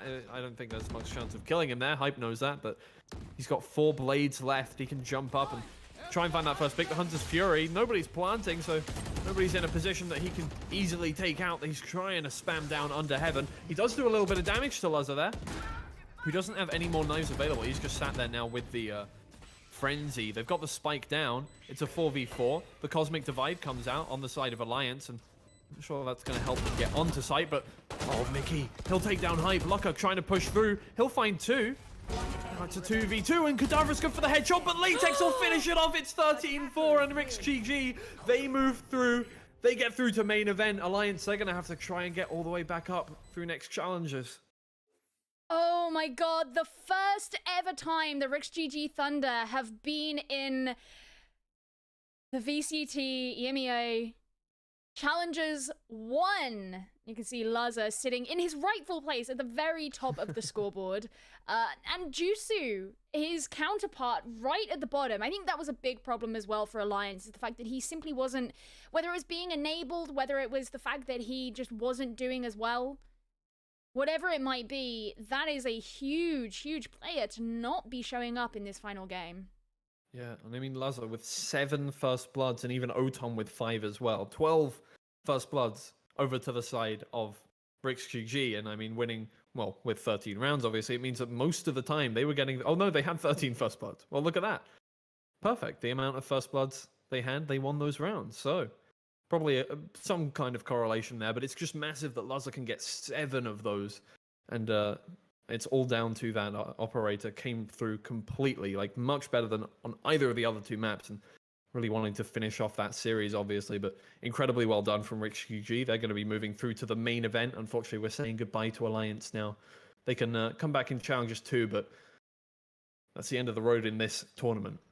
Oh man, yeah, RixGG coming up all the way through the open qualifiers. So they fought tenaciously to get here, and I mean, they played absolutely insanely as well. The coordination that we've seen from the team, when I casted them in the UK and I skirmish, one of the big things with them, it seemed that ironically, their duelists were the part that weren't quite as strong as the rest of the team in a lot of their performances there, and I absolutely cannot say the same here today. Lazza is a complete beast.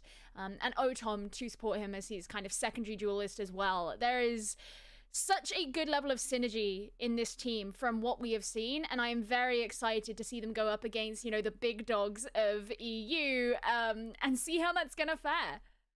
Yeah, but it's not over for us. We've got a new game that should be starting in 1 hour? Yeah, no, actually it should be starting right now, technically, but we're going to give the teams a bit to get ready, obviously, so we'll be back in a second with BDS versus Finest. It should be a very fun game.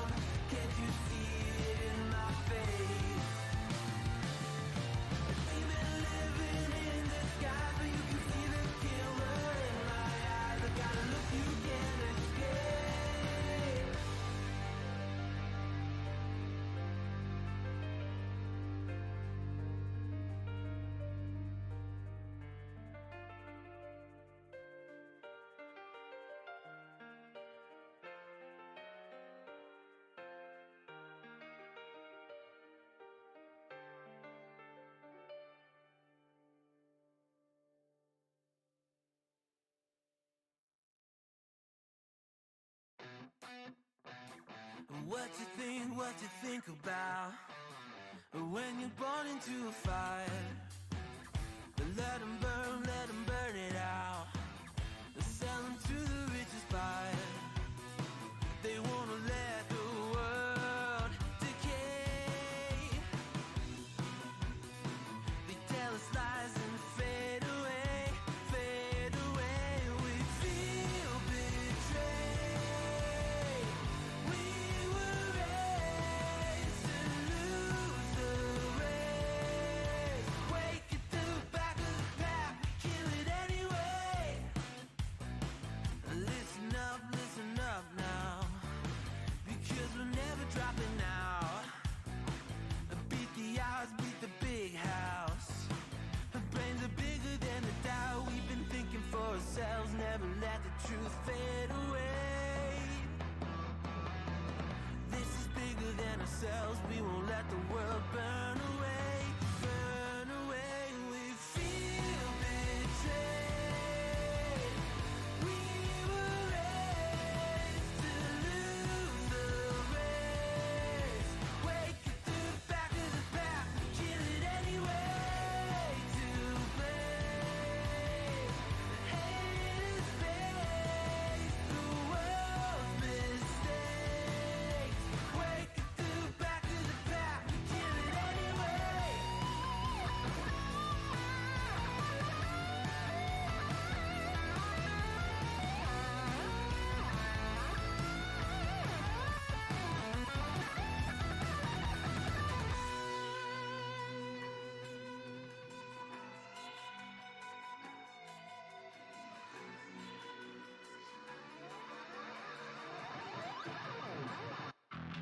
And we feel betrayed. We were raised to lose the race. Wake at the back of the pack, kill it anyway. To blame, haters face the world's mistakes. Wake at the back of the pack, kill it anyway.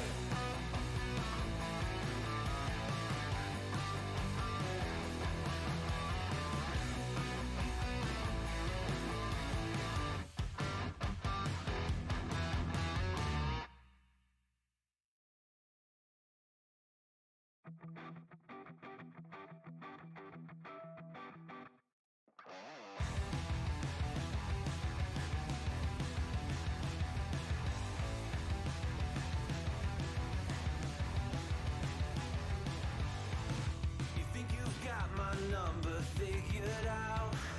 A motive born in drought and brevity. And if I'm not the soul of your design, I blatantly decline your remedy. Don't box me in, don't, or I'll leave. I'd rather be a dreamer, I'd rather be free, I'd rather be a leader, I'd rather be a queen, I'd rather be a singer in a trashy cover band. I'd rather be a closer, I'd rather be clean, I'd rather be a poser in a magazine, I'd rather be pretty much anything else than your machine.